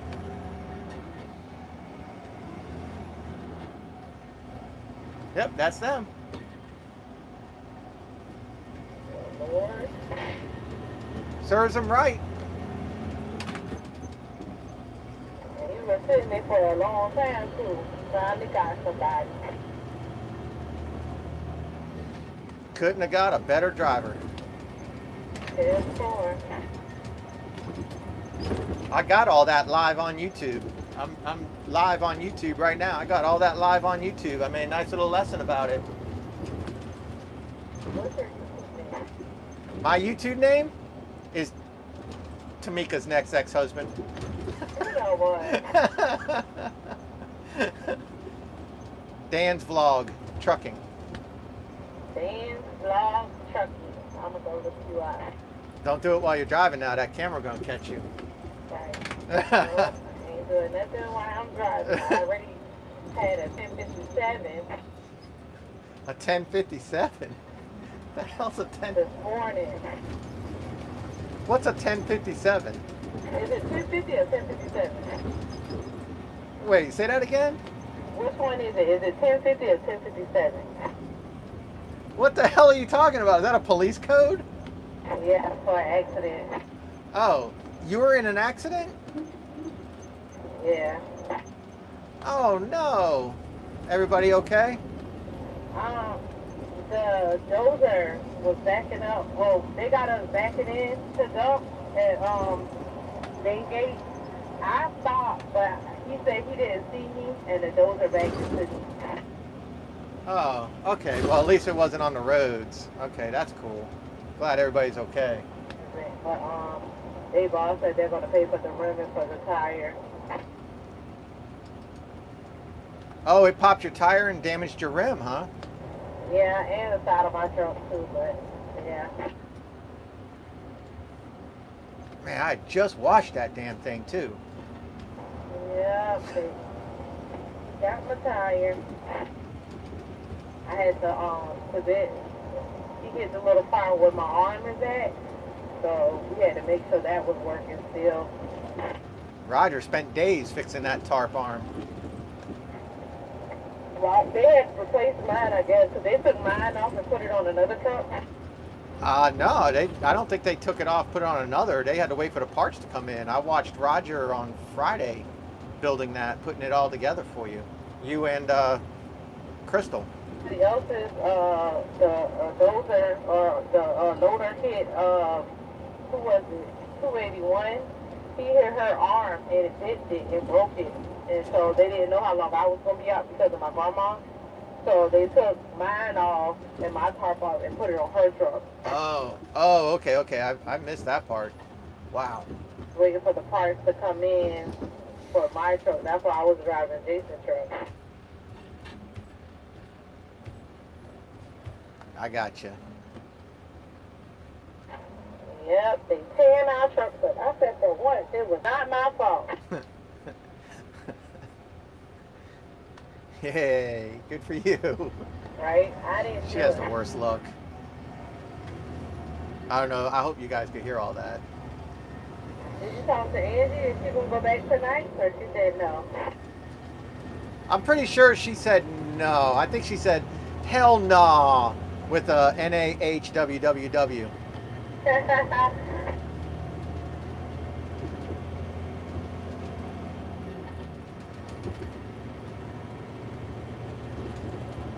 I can't do nights, man. It costs me too much money. I lose too much money. I can't side hustle when I work in nights. Yeah, it kind of helps me though, especially if I have errands and stuff to run during the day. I catch a little nap and then get up. Yeah, I can't do it. I cannot do it. I gotta have my sleep. Otherwise, man, you remember I was struggling 2, 3 o'clock in the morning. Yeah. And Angie, I don't know how Angie was doing it when she was going back to her mother by the time she got home. Oh, wow.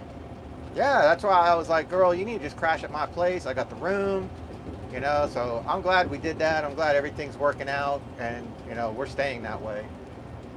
Yeah. Did she ever move into the apartment that she tried to leave? No, she lives at my house. Oh. They didn't make her, like, she didn't have to pay anything, did she, for not, like, moving in? No, I don't think so. I think she might have lost a $50 deposit, but I could be wrong. Oh, yeah. Yeah, it's a good thing because I don't know, man. I mean, I'm not gonna put her business out there, but I mean, you know the hours that we're working right now. It's a good damn thing that she's not in that apartment. Yeah.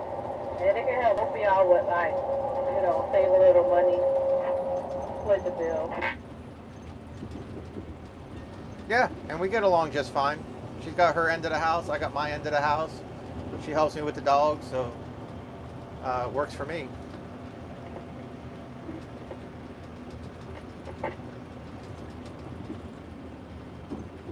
All right, well, this is where you peel off, so be safe. Don't be letting no dozers back into you. Right? They think I'm a crash dummy. Bye. Bye. That's her. That's who I was just talking to right there. She did night shift with me the whole time. It was her, Angie, and me. Gosh, you hear that truck? What the hell? I think he accidentally pulled his red handle, or I should say, pushed in his red handle. That thing was leaking like crazy right beside me.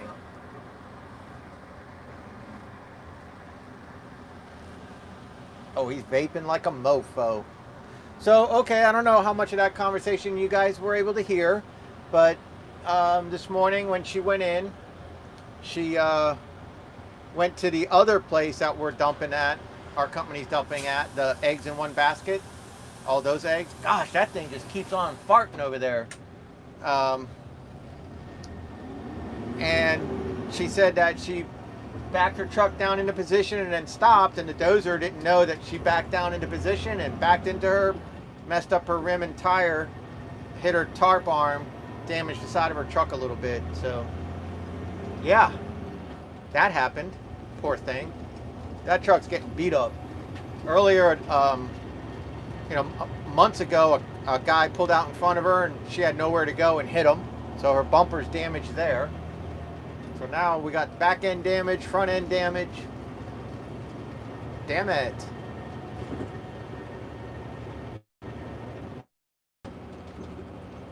That's awesome though that cop pulled that car over. Karma, baby, karma. Drive like an ass, you're gonna get caught up.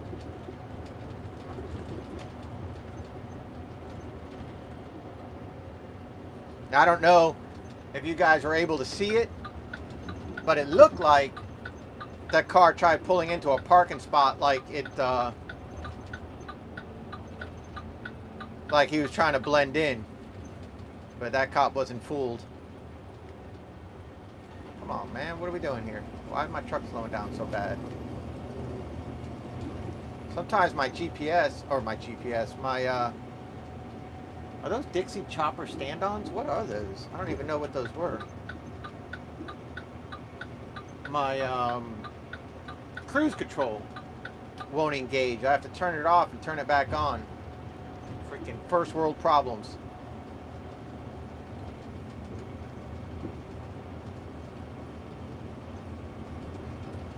Oh yeah, go get him, killer. Go get him.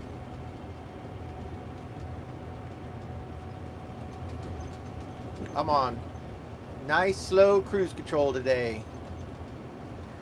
Just continuing to show progress, not rushing, not trying to finish this job too early.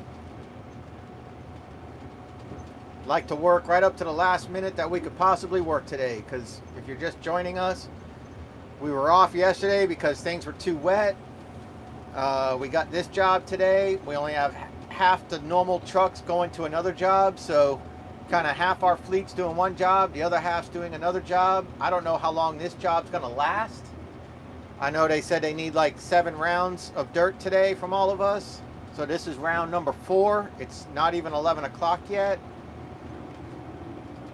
And it's supposed to rain this afternoon into the night. So that's gonna wash us out tomorrow. And it's supposed to rain then again tomorrow afternoon. So that's gonna wash us out Thursday and Friday. And so this might be our only day of work unless the concrete companies ask us to haul some rock and sand for them. But the concrete companies have to concrete in order to need material. So I don't know what condition they're going to be in. Did you see that? I don't know if that was too far, but that flatbed tow truck in front of us came out and hit this hole right there. Boom. And that white truck just bounced, or that white car just bounced like 3 feet up in the air off that damn flatbed. Good Lord. See you later, Michael. Be safe, buddy. Uh-oh. That Garden City, he's coming out like a bat out of hell. Where's he going? Woo, woo, woo, woo, woo. Pull over. Pull over.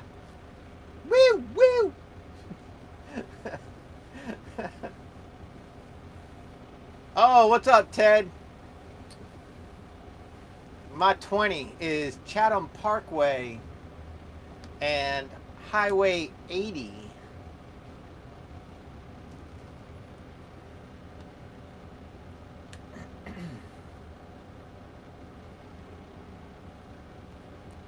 What's your 20, Ted?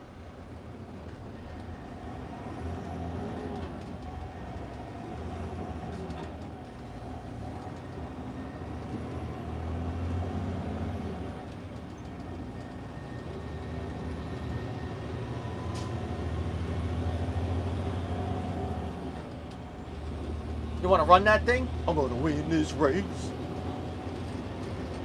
You got it, killer. Go get him. I'm perfectly fine. Right where I'm at.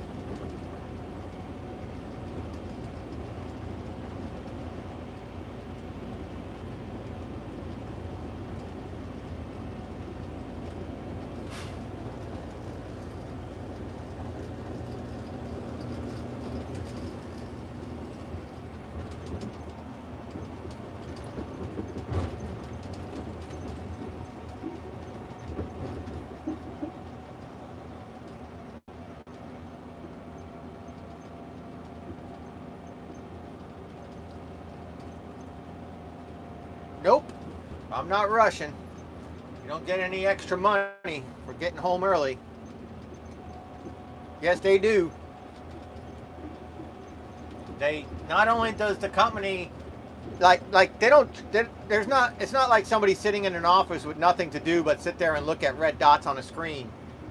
But what they do is if you're going a certain mile an hour over the posted speed limit, your GPS knows the speed limit is 35 on this road and you're doing 50, they're going to get a notification.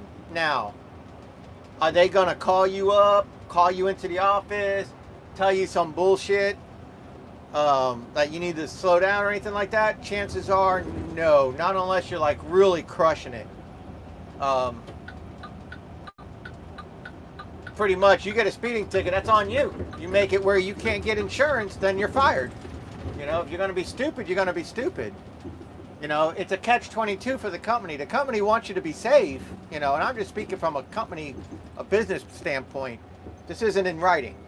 But the company wants you to be safe, of course, and represent the company in a professional manner. But the company's also paid by the load a lot of times.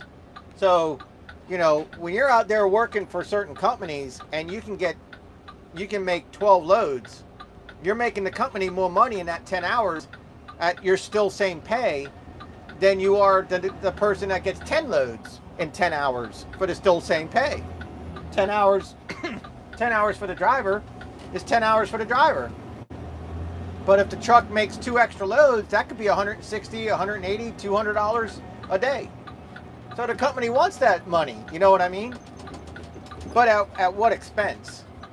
So, you know, you still have a level of professionalism. You don't want to be speeding, getting all types of caught up, and your DOT number getting run in the system too many times, because that's a point system. So you don't want a bunch of crap like that going on. But at the same time, the company's going to let drivers be drivers. And, you know, the driver, though, needs to realize that we're paid by the hour. If I get 10 loads and you get 12, I'm not going to get fired. And I'm going to get the exact same pay as you. Because everybody's getting 10 or 11 loads. But if you're hauling ass getting 12, okay, good on you. Nobody's getting fired for getting 10. Now, if you're getting 7 or 8, you might get a talking to. But if the average is 10 or 11, then, you know, you're doing fine.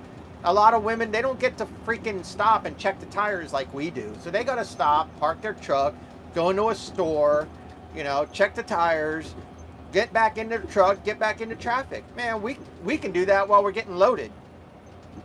So it's not fair. You can't load count somebody and, you know, hold them accountable for that.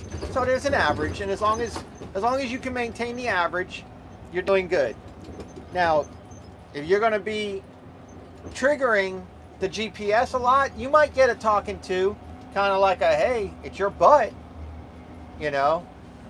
But now, if a driver gets complained on and they're told, you know, they call the office and they complain, truck number such and such just ran me off the road, they're driving like a maniac. Yep, they can go back and see that. They can pull that truck number up. and they can see what you did all day, where you've been, what you've been doing, what your speeds were, all the telemetry, everything. They know when you stopped for fuel. They can see when the fuel meter goes up, goes down. They can see all that live, and they can go back and see it. I don't know how many days back, but they can go back and see it that day and days back.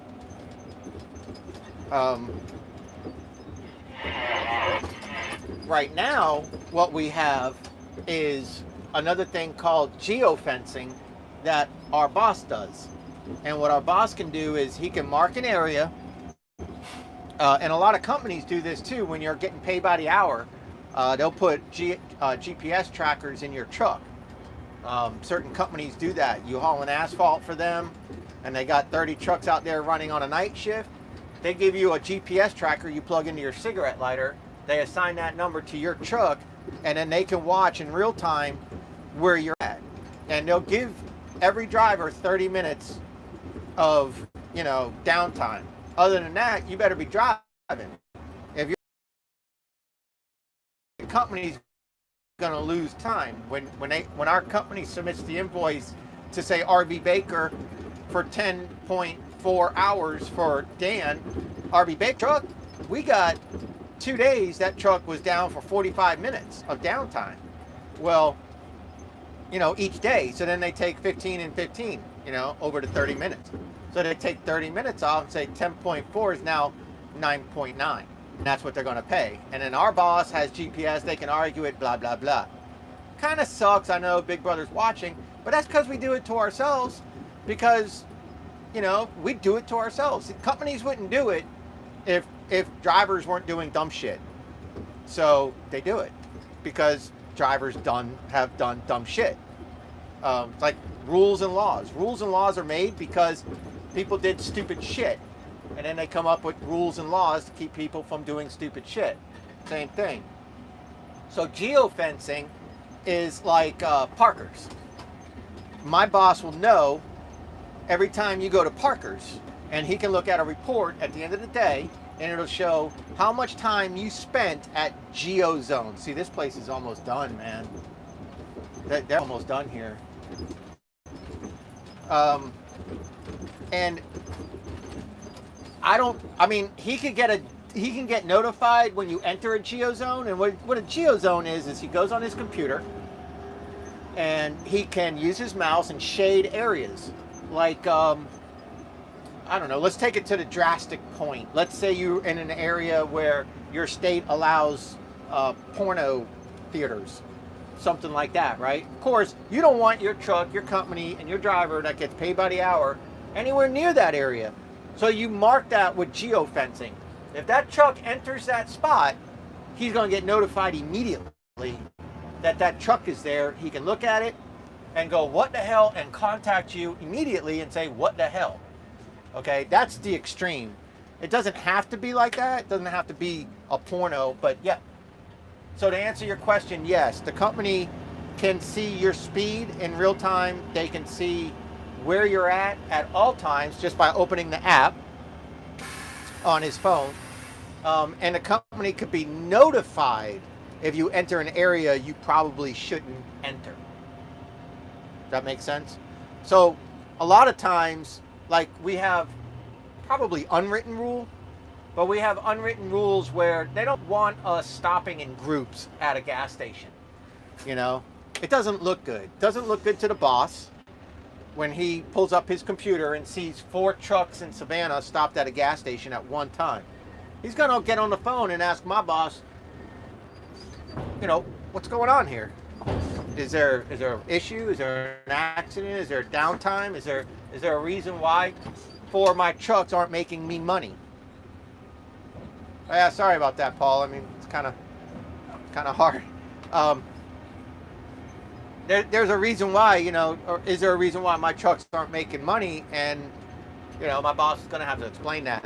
So, like, he might geo-fence the Parkers over by a job site so he can see if drivers are doing things, running in packs, stopping together, and he could be ready to say, all right, guys, look, I don't mind if you stop to get a drink, get something to eat, use the bathroom, but just make sure you're doing it, individually. Don't do it in groups of of 2 or 3 because it doesn't look good, you know.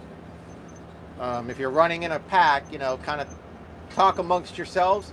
Let everyone know, hey, I'm going to stop now, and then somebody else can be like, all right, I'm going to stop next round. I got to use the potty or whatever, and then that way you don't have so many trucks.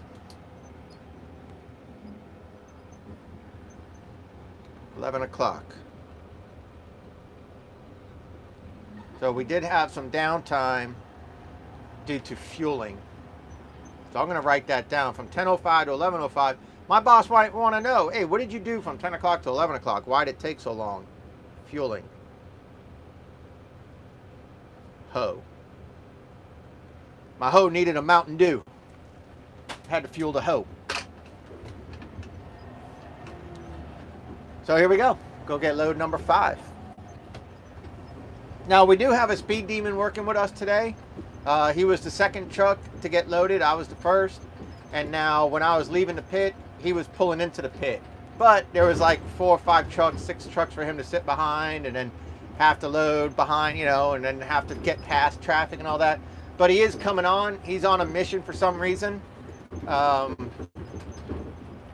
You know, kind of sucks because you don't want to get lapped because on such a short, easy run, short, easy day, you don't want to have to explain to your boss why you were going slow.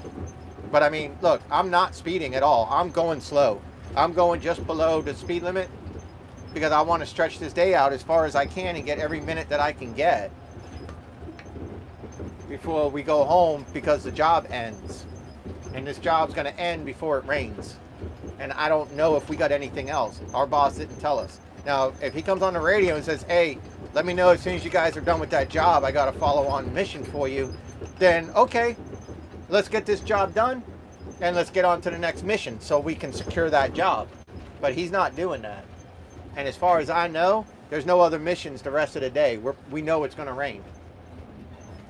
And I don't want to go home at 12 and get 6 hours this week praying for work on Saturday.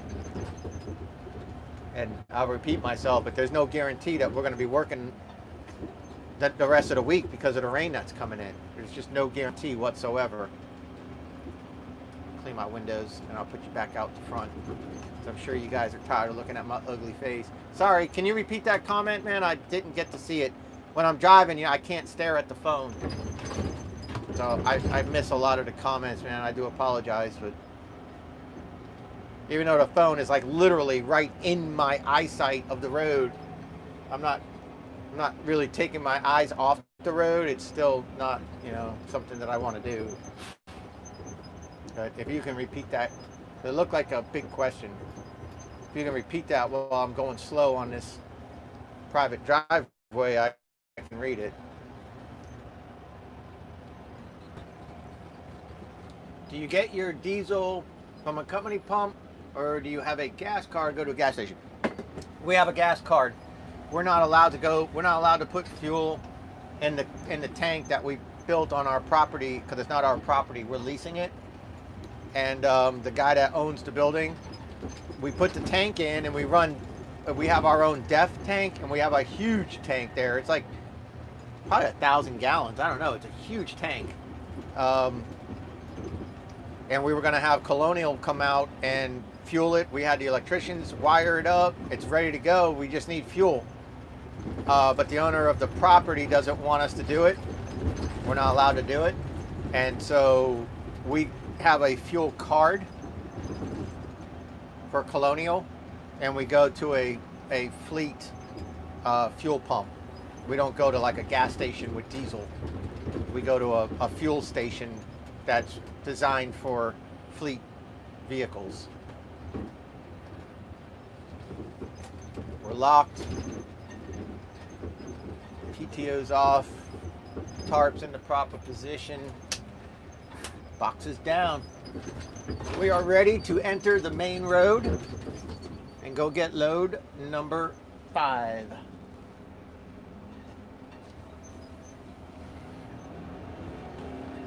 This road's so rough, bumpy, rutted. Like freaking 6-inch ruts in this road, man. We desperately need to repave this road.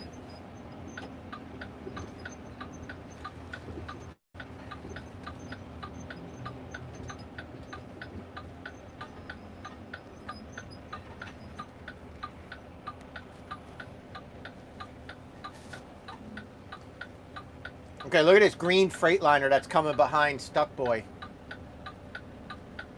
That's Stuck Boy. Look at that green Freightliner. Oh my goodness gracious. Ain't that pretty?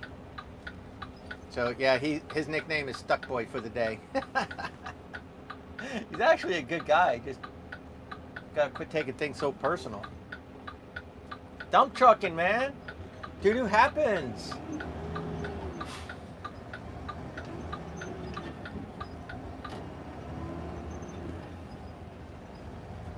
I've been stuck enough times. Doo-doo happens, man. Boy, it looks like it's about to rain. I can't change my phone to the app. But here's one for you guys. So I have the Alexa app on my phone, and I have two Alexas at my house. And one's the Alexa Show, which has the display screen. That one's in my kitchen.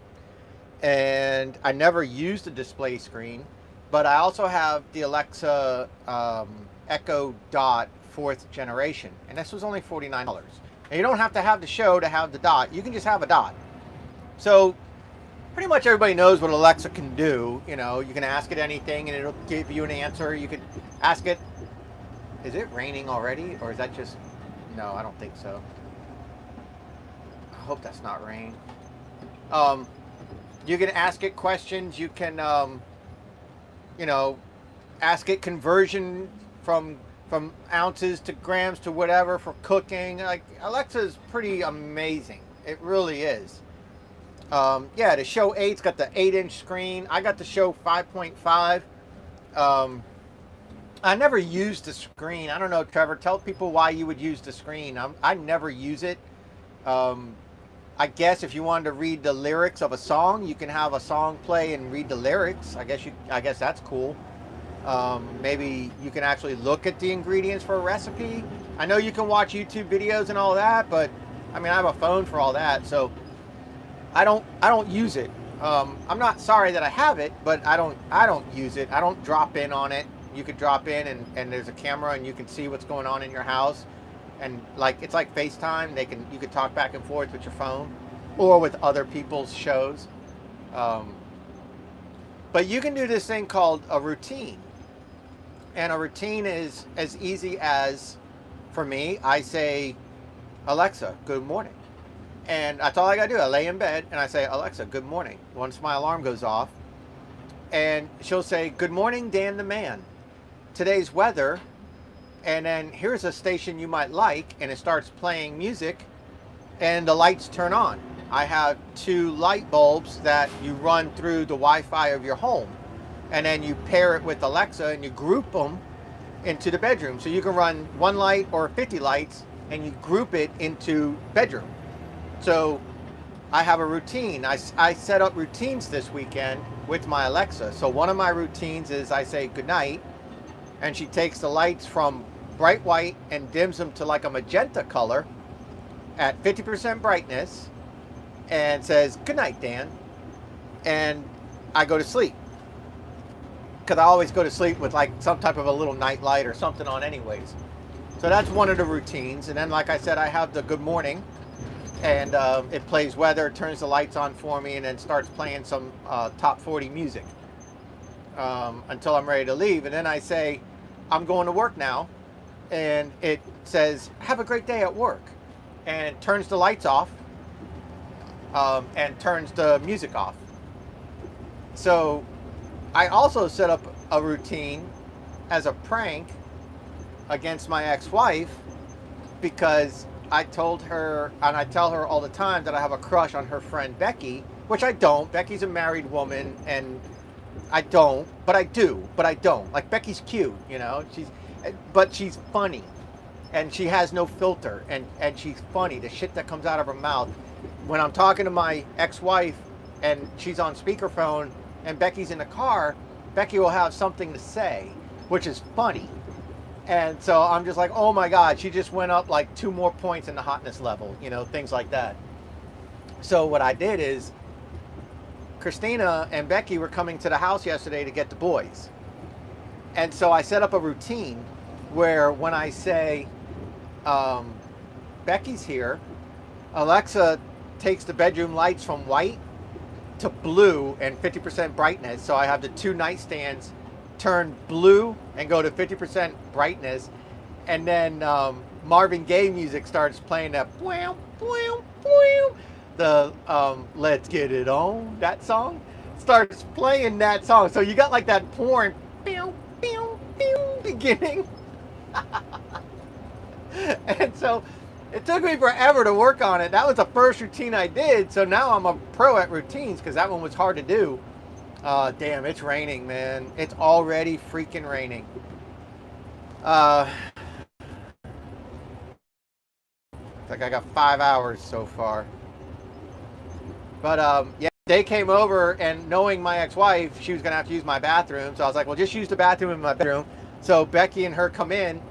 And I was like, go ahead, go in the bedroom. And so they go in there, and I was like, Alexa, Becky's here. And Christina stops and looks at me, and I'm like, look at the lights. And she looks at the lights, and Becky's looking at the two lights. And the lights turn on and go to blue. And they start laughing. And then when the Marvin Gaye music started, I thought they were going to piss themselves. They were laughing so freaking hard. So that's another thing I did this weekend was routines. I set up the routines like I had mentioned earlier. Paul asked me what I did this weekend, so I did that. I freaking love setting up routines, but I got the show in the kitchen. I got the Echo Dot 4th gen in the bedroom. Just the cheap one, the $49 one. I didn't get like the $100 one with the 3.5-inch speaker that's supposed to have incredible sound. I got just the regular $49 one, and I tell you, man, it is amazing. It's absolutely amazing. And like, you can just be sitting there and be like, you can add to your nightly routine if you're like, good night, and it dims your lights down. She can also play like thunderstorm sounds, and it would just play rain and thunderstorm to the point where one of my dogs yesterday raised her head up off the bed and looked out the window thinking it was raining. And it was like, wow, it's just so clear. It's so crystal clear. But if you like to go to sleep to the sound of rain and rolling thunder and stuff like that, she does that for you right there, you know, in that little teeny little speaker. And it's so cool. But in one of my videos that I actually do a video, I'm going to have to show you guys the pictures because I got the lights blue in my bedroom at one point.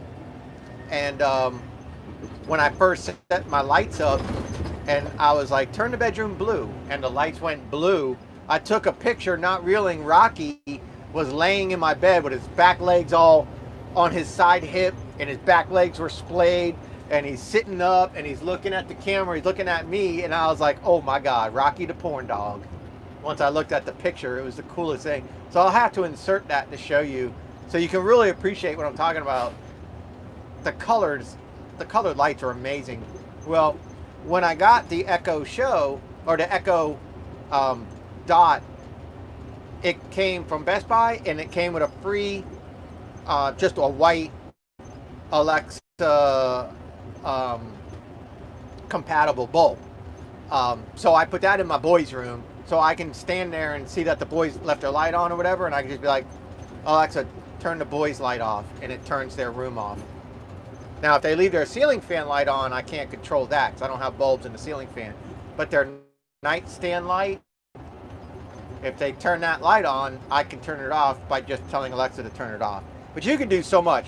You can pair your sound bar in your TV room with Alexa, so then you can say, you know, Alexa, play Frank Sinatra for you, Mr. Burns, you know, and it'll pair with your sound bar. So if you got like a $400 soundbar speaker system in your TV room, in your man cave or whatever, and you have an Alexa, then she will play the music through the soundbar. So you don't have to go out and buy a stereo. You got it with the $49 Alexa. You just pair it with your soundbar. You can also control a lot of your TV controls with Alexa. You can control outlets. So you can buy a little socket that you plug into the outlet, and that socket is the same technology as the light bulb, and the socket energizes a plug. So you plug the socket into a plug, a wall plug, and then you plug a device into that socket. And so you can do that in your kitchen, and you can go and buy the cheapest coffee maker with a basket and a decanter, like a regular coffee maker, a cheap coffee maker. You don't have to get an expensive one with a timer and all that. And you can program Good Morning. You can program that so it turns your lights on, turns the music on that you want to hear, tells you the weather, and then could activate the outlet. When you activate the outlet, if you have your coffee maker plugged in with the switch turned on from the night before, with the water and the grounds ready to go, it'll just energize the coffee maker like you just plugged it in with the little push button switch on. Not like a push button, like, you know, electronic button pushing all that touchscreen crap, but just a regular on off. You know, when it's on it lights up red, when it's off it's off. Leave it in the on position, plug it into that socket to Alexa. Alexa has a routine in the morning. You say good morning, turns on everything. By the time you take your piss, you walk by, let your dogs out, you come back, coffee's brewing.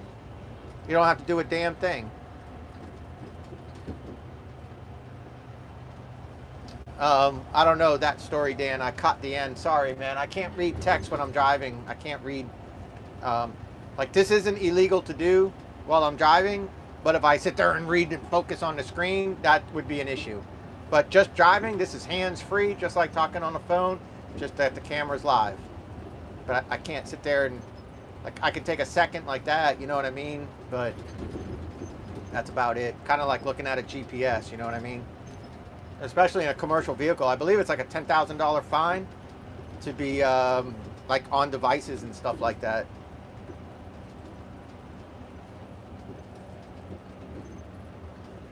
But yeah, the focus is going to be in and out. The reception is going to be good and bad. This phone is 5G. You know, but it's only 5G if the antennas are 5G, and it's only 5G if you know, we're in an area where we even have antennas. So we're going to be in and out of reception. But as it stands right now, radio's quiet. But I mean, if you look, there's rain on the window. It's pretty yucky. It's getting pretty yucky pretty quick. So I don't know. We're going for load number 5. The guy said he was hoping for 7 rounds. We might do 5 or 6, and that'll be it, because that load was we're almost done with that area. I don't know if there's another area to do or not, but we've almost put all the dirt down, and they've pushed it pretty much all the way back. So I don't know.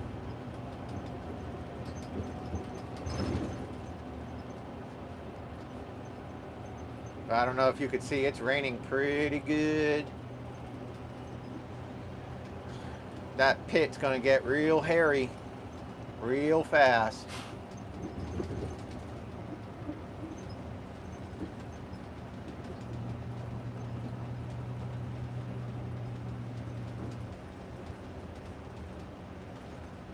That's the Western Sizzling. That's a buffet right there. Pretty good buffet.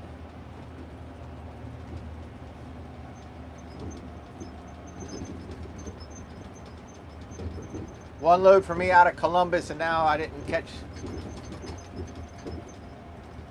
I'm not sure. Is it President's Day? Is it President's Day? I was wondering myself. That damn flag staff now for like 3 weeks straight. I know for one whole week it was half staff, and I thought it was Martin Luther King's birthday, but it wasn't. It was the next Monday that flag was at half staff, and now that flag's at half staff again, and these flags are not at this city hall. So I don't know what's going on. I don't know who runs that flag. I don't know if that person's being a dick to, you know, the presidency. I don't know if, you know what I'm saying? I don't know. I don't know. I honestly couldn't tell you. If somebody wants to do a Google and find out, that'd be great. But I know you got, what, President's Day, right? Isn't President's Day this weekend? Isn't that the last weekend in January, something like that? Or is that in February? I know January, February, and March in the military, man, you have 4-day weekends like every other weekend.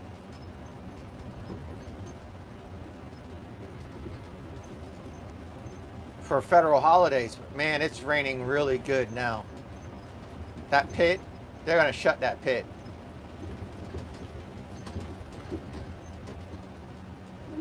Crap, man. Are you guys? Yeah, our day probably just came to an end, and it hurts me to see this because, you know, like I said, I side hustle. My job with Blue Max is more like a side hustle, and my side hustle is more like my income. And I'm lucky. But there's a lot of single parents right now that have a lot of hope and faith in this job. And when shit like this happens, I feel bad. Now this flag's at half staff too. I don't know if it's too late for you to see.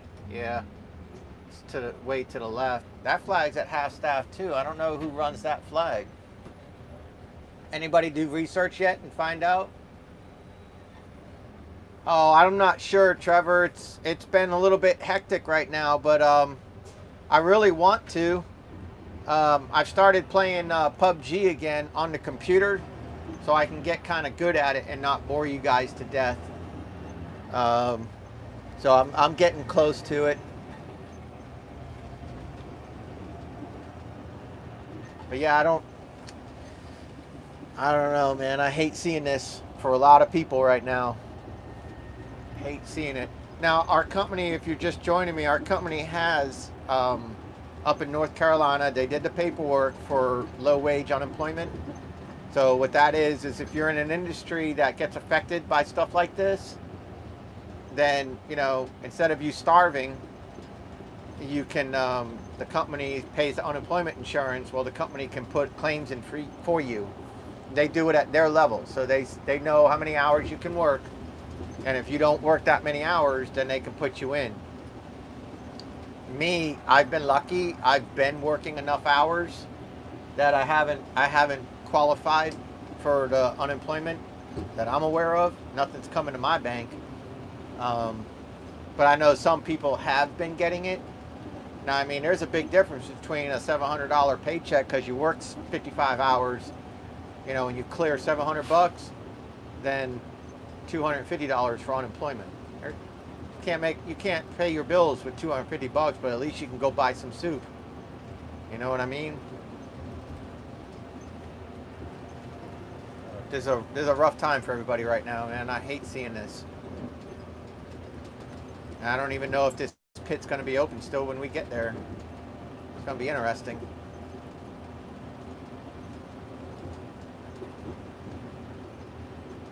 And like I said, I'm trying to get every minute of every hour that I can get until they pack us in.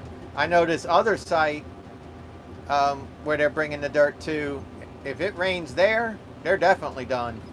Because that place is, you can't run on the clay. That clay gets wet, you're done.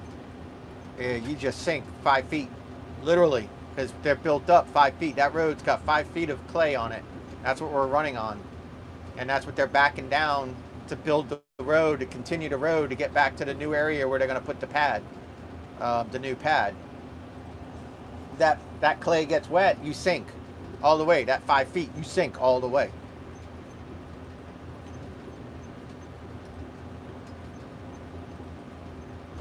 To half staff immediately. Oh man, can you cut that in half? I saw half staff immediately, but I can't sit there and read all that while I'm driving, and it goes away. It just went away. If you can put that in half, I could probably finish it. Governor on Friday said half flag immediately at 7 p.m. Hank Aaron. Oh, okay. All right. So, Hank Aaron. All right. Flags are at half staff for the death of Hank Aaron.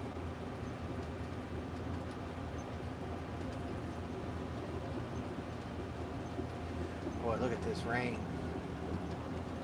Jesus. I mean, when the roads are this wet, I'm going to go ahead and just say that the pit's lost. I'll be surprised if we get into the pit. It's right here too. It's just after this bridge. That guy just left there. I mean, if Stuck Boy got stuck when it's dry, what do you think it's going to be like when it's wet?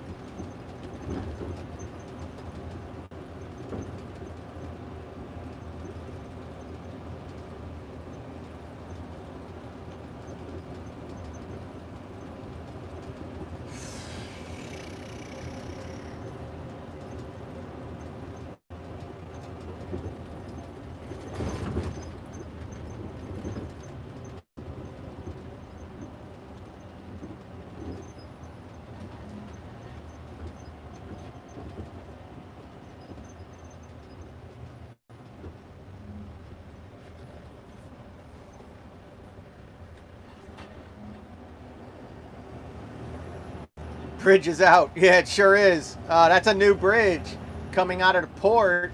They're going to be able to jump on a road called Jimmy DeLoach. And that Jimmy DeLoach is going to come all the way around, and that's the bridge to Jimmy DeLoach right there. And when they finish that bridge, they're going to be able to go from the port, straight shot, pretty much non-stop, minus a couple traffic lights for a couple gas stations and stuff. But they're going to be able to go straight shot, 55 miles an hour from the port directly to I-16, which is our main artery to get to Atlanta. So I-16 due west to Macon, then you get on I-75 north or south from there. So it's pretty amazing what they're doing there, and I can't wait for that to finish because it's going to clear up a lot of traffic for me going home after work. All the port trailers leaving the port coming down 307 Dean Forest Road to get to I-16. And that's how I go home, Dean Forest Road, over I-16 and on down to my neighborhood. So it's going to be great to see all those trucks now being able to go straight to I-16 this way. And they will definitely come this way because of the just the speed, you know what I mean? They get paid by the container. They don't get paid hourly.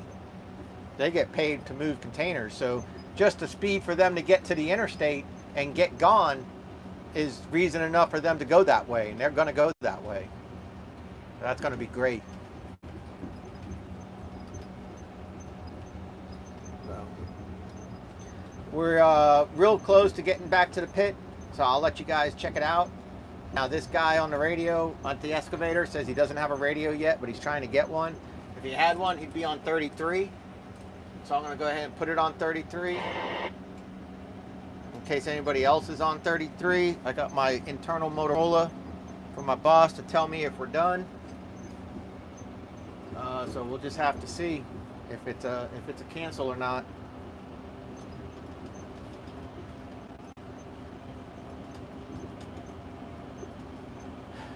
I see a Blue Max truck coming out, so that's a good sign. Somebody's still coming out.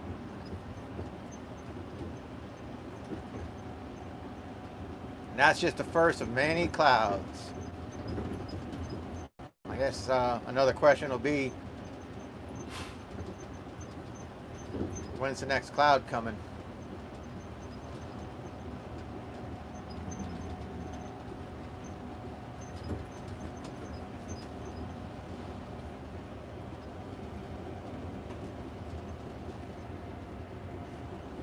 I just can't see us doing another load.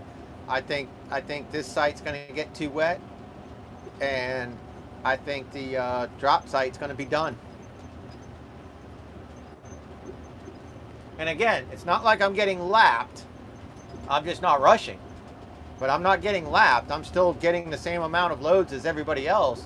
I just think the drop site is going to be done. I don't think they're going to need 7. I think they got enough trucks that 5 might do it, maybe 6.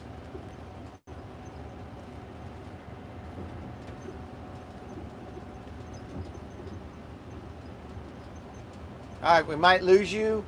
If I lose you, the signal will come back. I'm sorry. I don't know what you have to do on your end to reconnect, but when we go down into the pit, I might lose you for a little bit. I do apologize.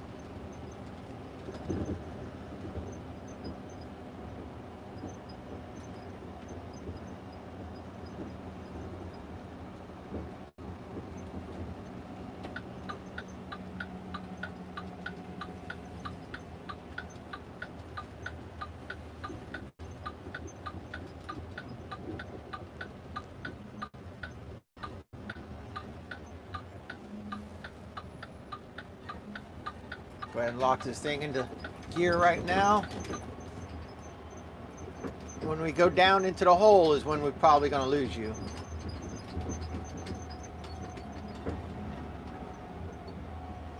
Alright, so he's not waving us off. Pit still looks okay. Don't look too bad. Lane Lee just made it up, but Lane Lee's not in a Mack. These trucks are a force. Now you see that sugar sand right in front of us? To the right? Just leaving screen, starting to leave the screen. That's sugar sand. Don't go in it. Avoid it. Don't put your tandems in there. Turn wide or turn sharp. It's not the sand's fault. It's not anybody's fault. See that right in front of us? That's sugar sand right in front of us. Turn sharp. Don't get stuck in that. You will get stuck. It's not the sand's fault. It's not anybody's fault.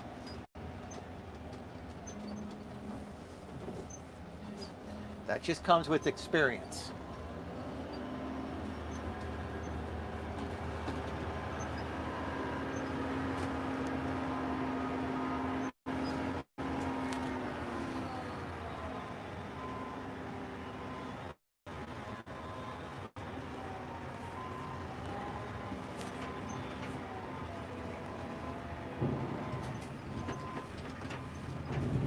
Good right there. Good Lord. God dang. Are we good? All right. No horn, nothing. You just freaking dropped it on me. Man, don't you hate when somebody just drops their load on your back? Good night. All right, now let's watch what homeboy does. Let's see who gets stuck in the sugar sand again. If they do. That's Hero. Hero's the one on the chain, on the radio that said he had a chain and would pull him out. Stuck Boy's pretty much right behind Hero by like a truck or two. That's okay. I can call people names because they call me asshole. But then they think it's okay that they call me asshole because they say, but he knows he's an asshole. So since I know I'm an asshole, it's okay for them to call me an asshole. Freaking assholes. Oh man, that shit's funny. Now I'm locking my rear end together. And I'm gonna start off in 2. Because I don't want to start hopping. But he's got me in a yucky spot. But we're good. And there goes somebody right through the sugar sand. Well, they cut it a little sharp. They made it. They didn't get their tandem stuck in the sugar sand. But you have to pay attention, man. You got to look at where you're going. 90% of the time, if you get stuck at a pit, it's your own damn fault.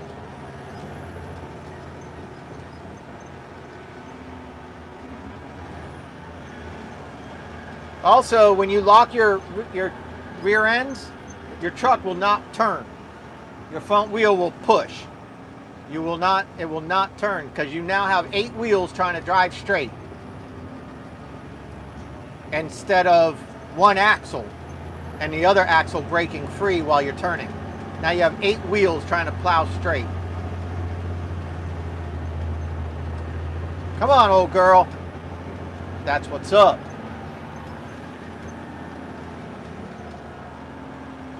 I love my Mack. I love the power this thing has. You just have to know how to drive it. We do have an empty tandem, 2021 Kenworth, regular tandem go-kart I call them. Unlock my rear end. And I'm not sure if I have to, but I burp the gas when I lock and unlock. If I'm rolling, I don't know if I have to do that or not, but I do. I come off and come back on to give the transmission, give the drive shafts back there an opportunity to kind of flex a little bit. I don't know if I have to do that or not, honestly. But I just always do it. I just give it a quick little burp. God. Close my tarp real quick. I'm curious to see what Mack driver requests out of the Mack.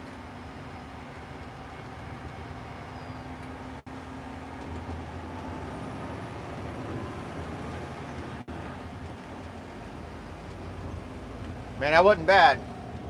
Pit was still pretty good. 11:30. Write this down real quick.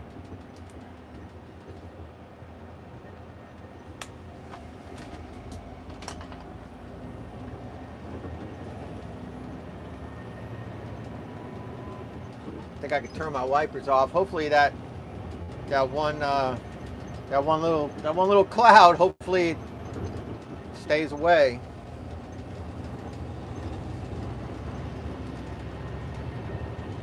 And also, we've been live for over 2 hours. About 3 hours is the limit for battery for my phone. And I don't have snow. Yeah, no, that's not snow, my friend. That's sand.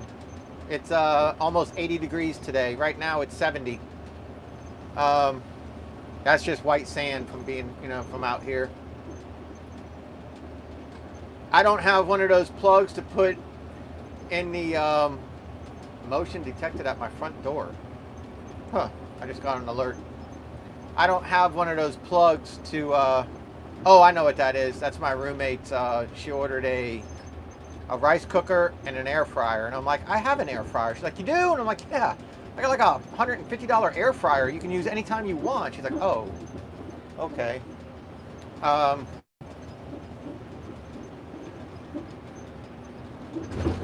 The Apple phones, the iPhones, they have the lightning plug, and that's where my microphone's plugged into.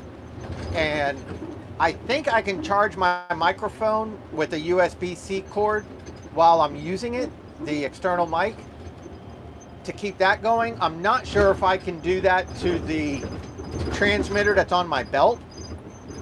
Maybe, maybe not. I'm not sure, but the phone is good for like 3 or 4 hours of straight solid video like this, and then I start getting the low battery signal. It's like it gets to below 20% or whatever, which I think is pretty damn good because these cameras are working their asses off to focus and stuff. So I mean, this is really working the battery extensively. So if you buy an adapter, then I can plug in the phone charger at the same time and plug in the wireless mic that plugs into the lightning plug as well. That would get my phone a longer ability to live stream, but not necessarily the mic. So I'm not sure if I can plug in my wireless mic and still have the mic working. There you go. I just got the low power signal just now. Oh yeah, I'm sure it's snowing in Maryland. But yeah, I just got the low battery just now, and we're at 2 hours and 26 minutes. So about 3 hours is about the most I can go. I start to get a little nervous. My my receiver from my wireless and my transmitter on my belt for my wireless mic, they're both at 50% right now, so they could keep going. But the phone, I'd have to unplug the mic to keep the phone going. And then you guys would have pretty crappy audio. I mean, I guess it's not too bad. See, like right here, I cover down to the left as I'm supposed to, and then I come to the right. Well, that car just wanted to. That car just wanted to haul ass, and when he realized that I was in that lane for a brief second and then coming over with my turn signal correctly, he decided he was just going to try to shoot the hole and say, "Screw you, big truck, you can wait." and screw a whole line of traffic coming up behind me. So I kept doing what I was doing, and I kept doing what traffic expected me to do. And it was that car's dumb fault for being a douchebag. That's why I say, man, if a deer jumps out in front of you, hit the deer. Don't swerve. If you swerve, you will die. Just cover your brake, attempt to slow down, but hit the deer. Stay in your lane. The deer will move. If he doesn't, better the deer than you, or your kid, or an innocent family you swerve into.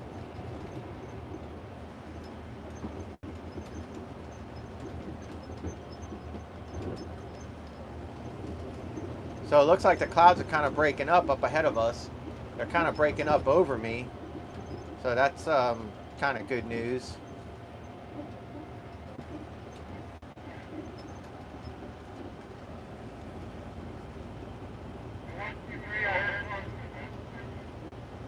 Somebody's talking on 33. I don't know who. Switch back over to 22, which is our internal. Okay, hush upon your hairy butt. E-I-E-I-O. That was loud.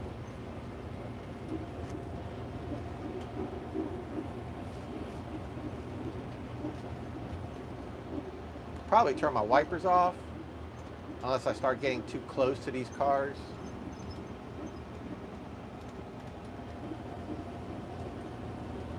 "24 thumbs up, guys. Thank you very much. I appreciate that. I know it's kind of hard. A lot of people are at work when I'm live streaming, but remember, if you miss my live stream, you can always go back and watch it later. You can always click that link and watch that video as if it was still live. And the chats should be popping up in real time. So you're more than welcome to go back. And then after a while, that video will just become a watchable video on my channel that you can just watch.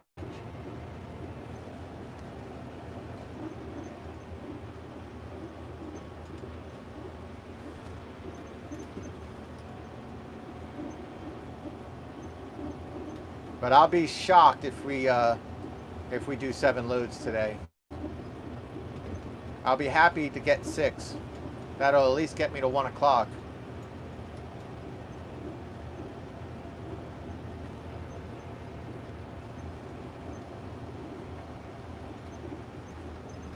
But whatever the result is, you know I'll be back at some point this week to let you guys know what's going on. I'm sure my boss is going to find something for me to do because I have a triaxle. So, you know, even if a job down here is washed out, we got work in South Carolina we're doing. So I might be bringing some crush and run up to South Carolina. I might be doing some paving. I don't really know. There's a number of different things that we can do. Being in a triaxle is a big help.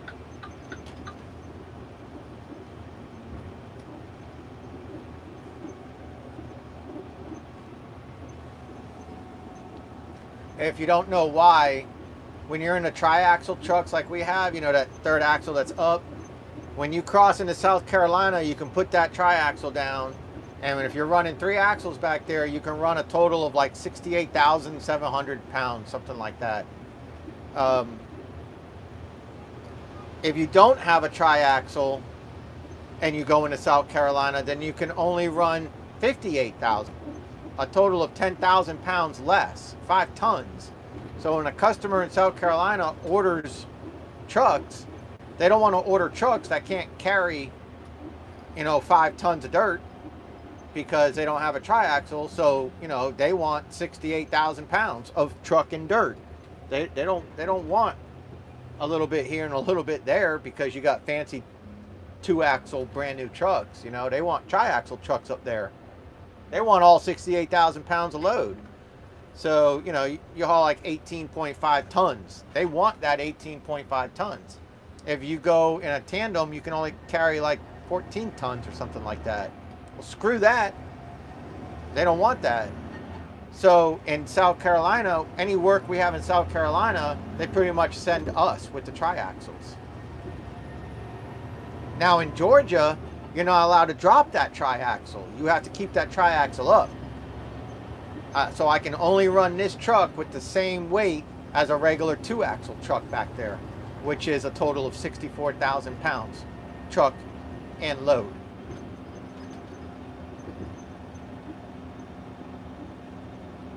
Well, I'm sorry, it's not 18.5 in South Carolina. It's more like 20 tons. I can carry like 20 tons up in South Carolina, 21 tons, something like that, if you load in South Carolina. If you load in Georgia, I can only carry 18.5 tons for a total of 64,000 pounds. And then when I cross the state line, I can drop the third wheel, and now I'm at 64,000 pounds. I'm 4,700 pounds lighter than what I should be. If I load in South Carolina, I can load all the way up to 68,000 pounds. So that's a catch also that you need to be careful about. You're not going to be able to go to Georgia and go across a scale and tell them to load you up to 68,000 pounds. They're going to tell you can't. They're not going to do it. They're not going to let you off the scale with a ticket because it's illegal. So the advantage of the tri-axle is as soon as I cross the state line, I drop my tri-axle. As soon as the tandem drops the state line at 64,000 pounds, they're illegal. They can only be 58,000 pounds. So I get more work than those people in the tandems. And I look better doing it.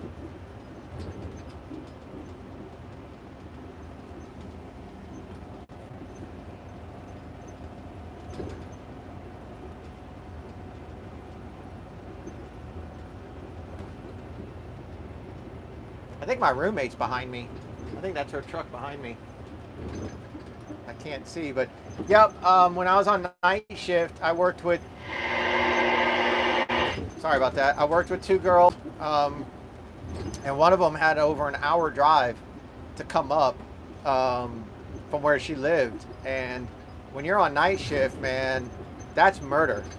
I mean, we'd get off at 5:30, 6 o'clock in the morning. She wouldn't get home until freaking 7 in the morning, 7:30, and then have a little something to eat, go to sleep, get up at 3 so she can leave the house and drive an hour to an hour and a half in, depending on traffic, to be back at work for a 5:30 show at night.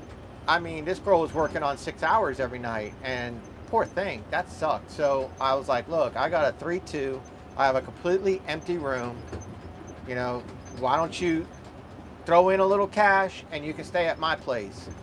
And she was going to get an apartment, and she put money down on an apartment. It's coming available in January, and I was like, there you go, you can stay with me until your apartment comes available, and you'll be good to go. Well, one thing led to another, and she started to realize that during the winter and with rain and with this company being new and with COVID, hours were a little bit scarce. So I'm in no rush for her to leave. She's more than welcome to stay there as long as she wants. She's got her room, she's got her bathroom, and I use my bathroom in my bedroom. I got the master bedroom and bath. And when my boys come over, they respect her privacy. They don't use her bathroom. They use my bathroom. So she has her own room. She has pretty much her own side of the house, and we're separated by the kitchen and the living room.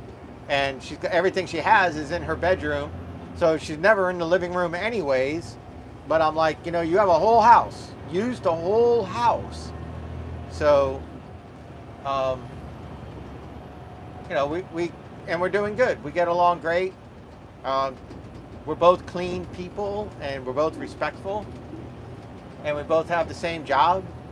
So, we both understand each other's, lifestyle, whatever, with trucking and stuff and sleep. And so, yeah, it's working out pretty good. And it helps me with my dogs, because sometimes she gets off work before me. Sometimes she goes into work before me.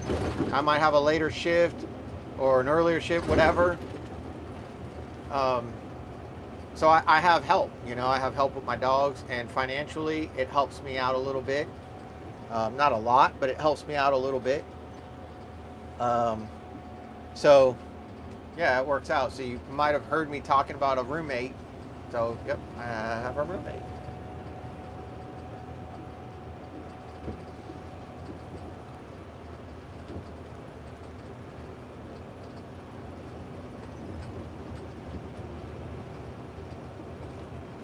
who actually just had a birthday.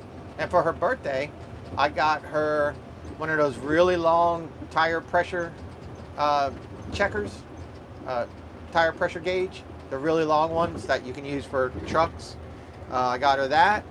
I got her a detail brush for cleaning the inside of her work truck and her car, but for cleaning her Kenworth. And I got her a pair of leather gloves that are fluorescent on top, so she can clean the dirt off the side of her truck and not have the material where the dirt sticks to the material and then falls off into your truck when you take your gloves off and put them on the floor, and then vibrations and banging, you have dirt piling up. These are rubber, latex here, or rubber, and then they're cloth up here and fluorescent. So when she cleans off the dirt off the side of her truck, in case the excavator makes a mess of her truck and she don't get a ticket, then she can bang them out. And yep, so that was her birthday present. I think she just turned 33, maybe 32. I think 33.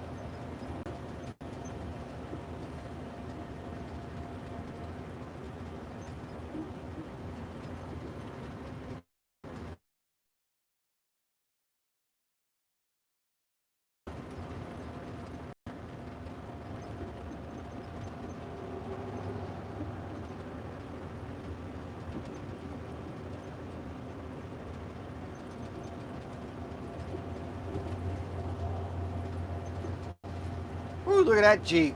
Lil B's Custom Fab. Better get it back in the shop. Looks like you're missing some pieces.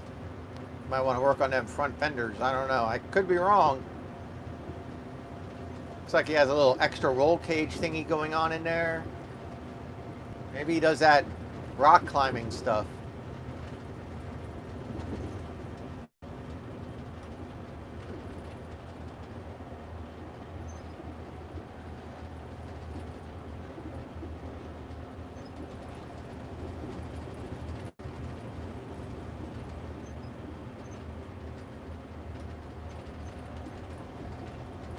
Man, I am starving.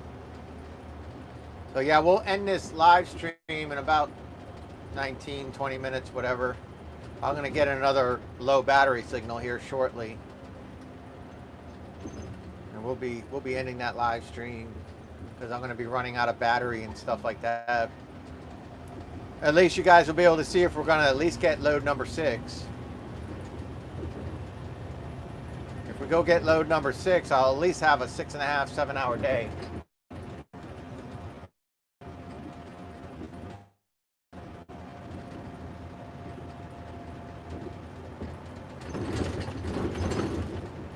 I was hoping for an 11-hour day, but I'll take what I can get.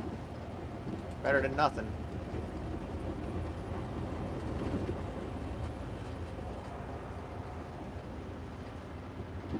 And this job's going to cut us off here shortly. They're going to say they don't need any more.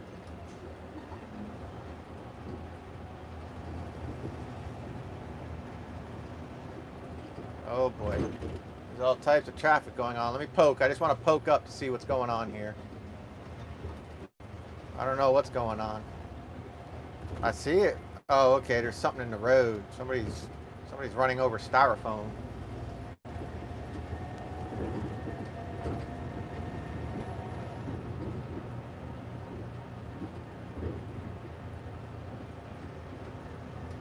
Oh, hell. Here you go. Damn roll-off truck. ABC Waste, company I used to work for, dropping shit all over the road. He just said, screw it. He just got in his truck. He's leaving. He's pulling off. He sure is. He left that box on the side of the road, styrofoam in it. He said, screw y'all. That's the company that I got my Class B driver's license with. They had a brand new Caterpillar roll-off. And so the deal was, when I got hired with them, I was going to be their roll-off driver as soon as that truck came in. And so I took the job. That truck came in. We took that truck down to Brunswick to do my driving test, and then I was their roll-off driver. That didn't last very long. I ended up leaving them, and I went to Atlantic Waste and became a real roll-off driver. That's where you become a man. That's when you start hustling big time.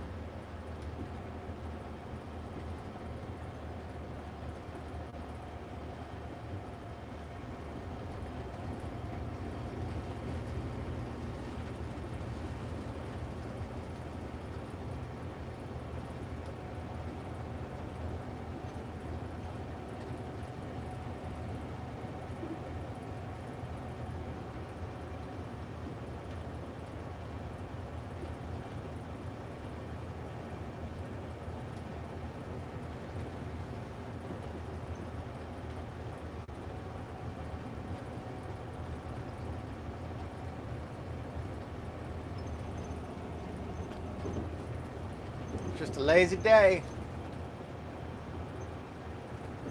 Getting it done.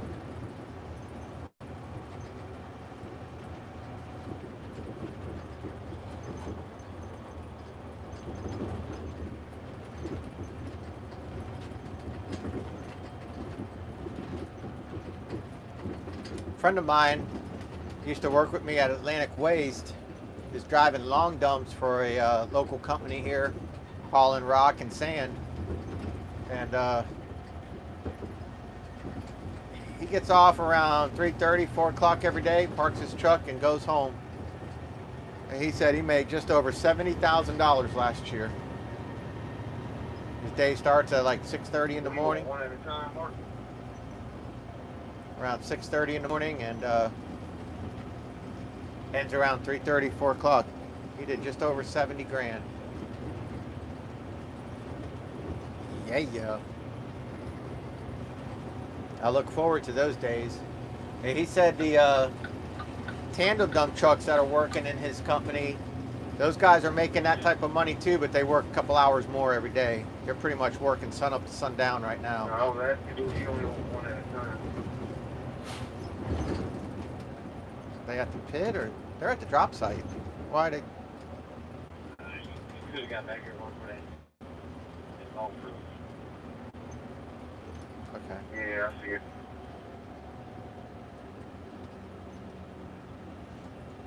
I'm hoping they don't cut them off. Hoping they don't cut them off. Not yet. Let me go get one more.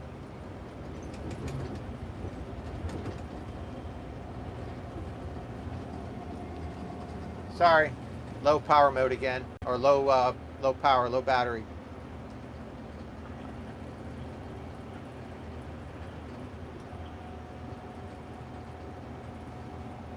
Somebody's on the mic.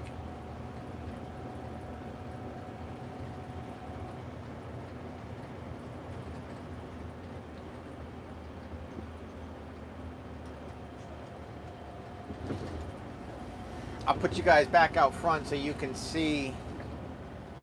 Just trying to give you guys different views. Damn, run that red light just a little.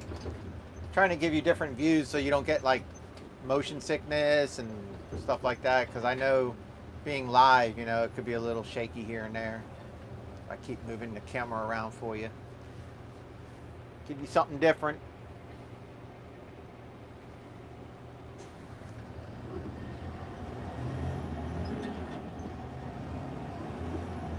Yeah, we're at 168. So we're like 11 and a half minutes short of 3 hours. So I'll go in here and yeah, man, RBs. I'll go in here and show you guys the pad that we're dumping on, so you can see that we are just about. 283 to the base. Oh, here we go. He's there. Go ahead. He's about to call us off. That's it. That's it. We're done. Come on in here. That's it. Come on in here. We done.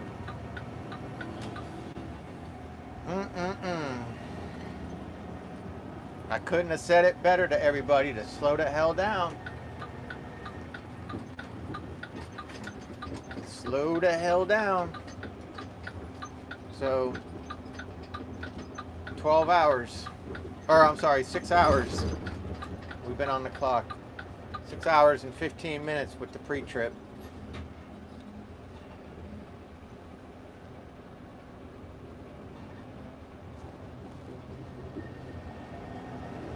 Give that trailer plenty of room. Plenty of room. Yeah, 6 hours and 15 minutes right now. So by the time I dump and go get fuel, I'll be lucky to get 7 hours today. But that's it, man. Nature of the beast.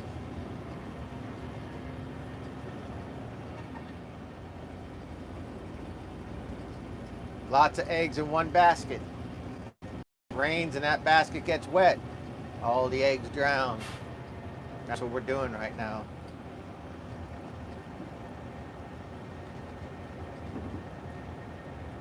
So it actually works out pretty good for you guys. You get to actually see the whole thing. All right, well, here comes a train across the track.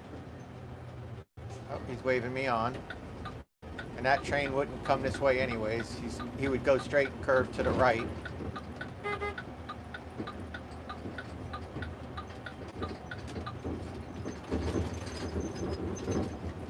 That's the guy that switches the tracks.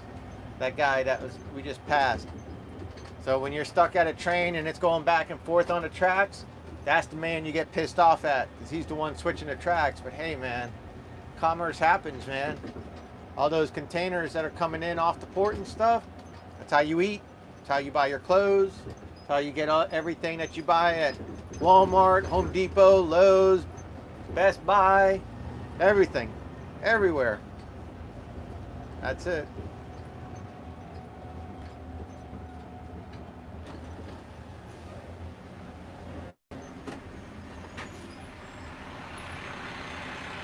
I told you. And there ain't nothing else. That's why we got these people hauling ass, man. And I'm like, there's no extra money to go home early. You don't get extra pay to go home early. That's it. That's probably it till Saturday. With tomorrow's rain. It's going to rain all day tomorrow. All afternoon. If we don't get any rock or sand to carry, we got nothing. Nature of the beast. Feast or famine.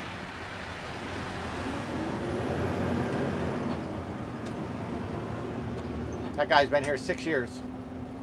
He came down from North Carolina, so he knows. As soon as I said nature of the beast, he's like, yep, he knows. But I saw him earlier. Because he was one of the last trucks, and he passed me, and I was the first truck.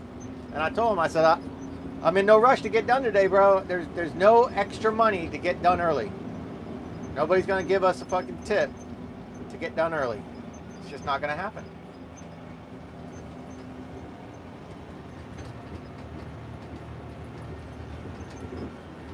I was hoping to at least stretch it out until Mother Nature closed it down. But 6 loads is all he needed. 5 loads. Yeah, everybody got 5 loads.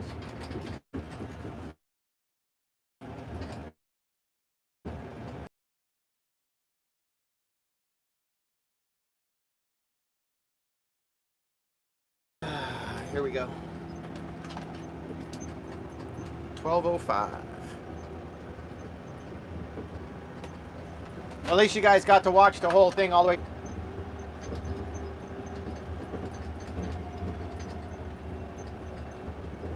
That's why I said over the radio, there's no extra points, no extra pay.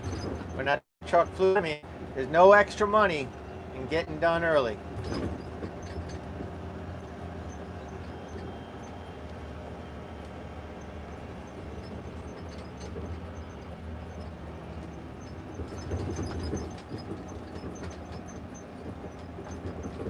Try to clear the window off for you so you can see.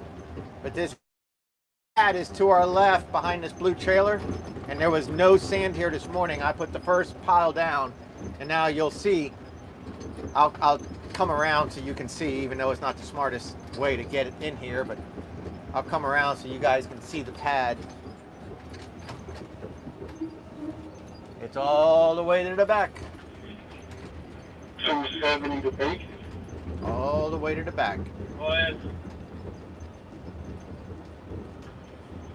I just got signed up. I can go get a load for 1730. Nope, you're done. Yeah, you know, if you can't add no more trucks to that, just come on in here. But I don't want to.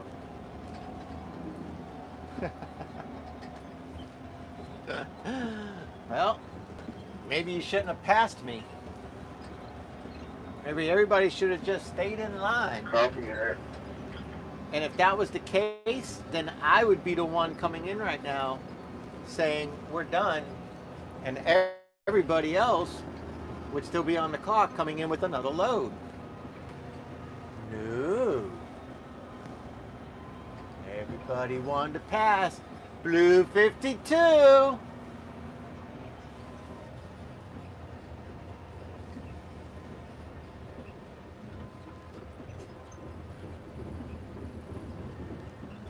Whoa, that's enough of that. That's enough of that. When that asset goes boom, we done. We'll try to dump this load out without flipping over. Gonna come forward just a little bit, buddy, because my ass end fell in a hole. There we go. Anyways.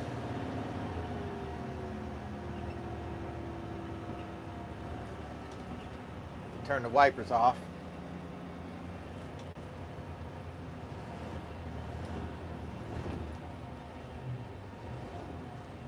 Sometimes you just have to kind of look ahead. Got to kind of pay attention to the people that are around you and realize that load of dirt's not needed where that driver's bringing it.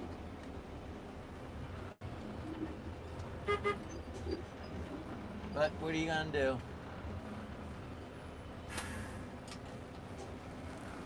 What are you gonna do? Now, I don't know. See, now they just changed them up and told them to put it over here where you see blue 52. Jackass. We might be hauling rock tomorrow. So I want to make sure I get this box cleaned out. Make sure I am all the way up.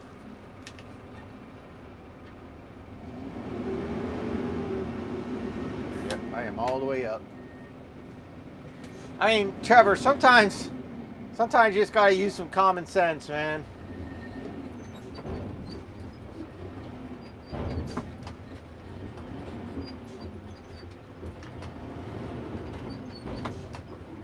That guy just drove all the way across the man's pad. And now he's pissed.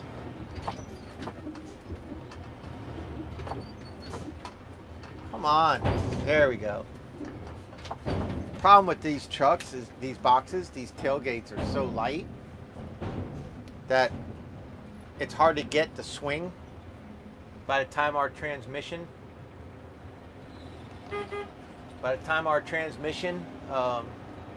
engages and stuff like that. The tailgate's already going out. So, hang on a second. Let me sign out with this guy. Even though there's really 12. Okay, stop time is 12:10. Total loads is 5. Be right back. What's up, buddy? Yes, sir. Is this job going to get any bigger? Or is that it? That's it. That's it? I'll tear it out for you. Those books can be a real pain in the ass. No doubt. Yeah, man. I usually pre-rip it for the other girl, the load counter at the main gate job. How many copies you want? 2. I usually have it all pre-ripped like this for her, so when she signs it, that's all she has to do. Thank you, sir. Thank you. All right, man. Appreciate it.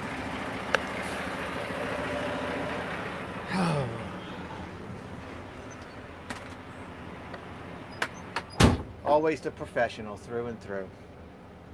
Never let them see you sweat. Ain't that the saying?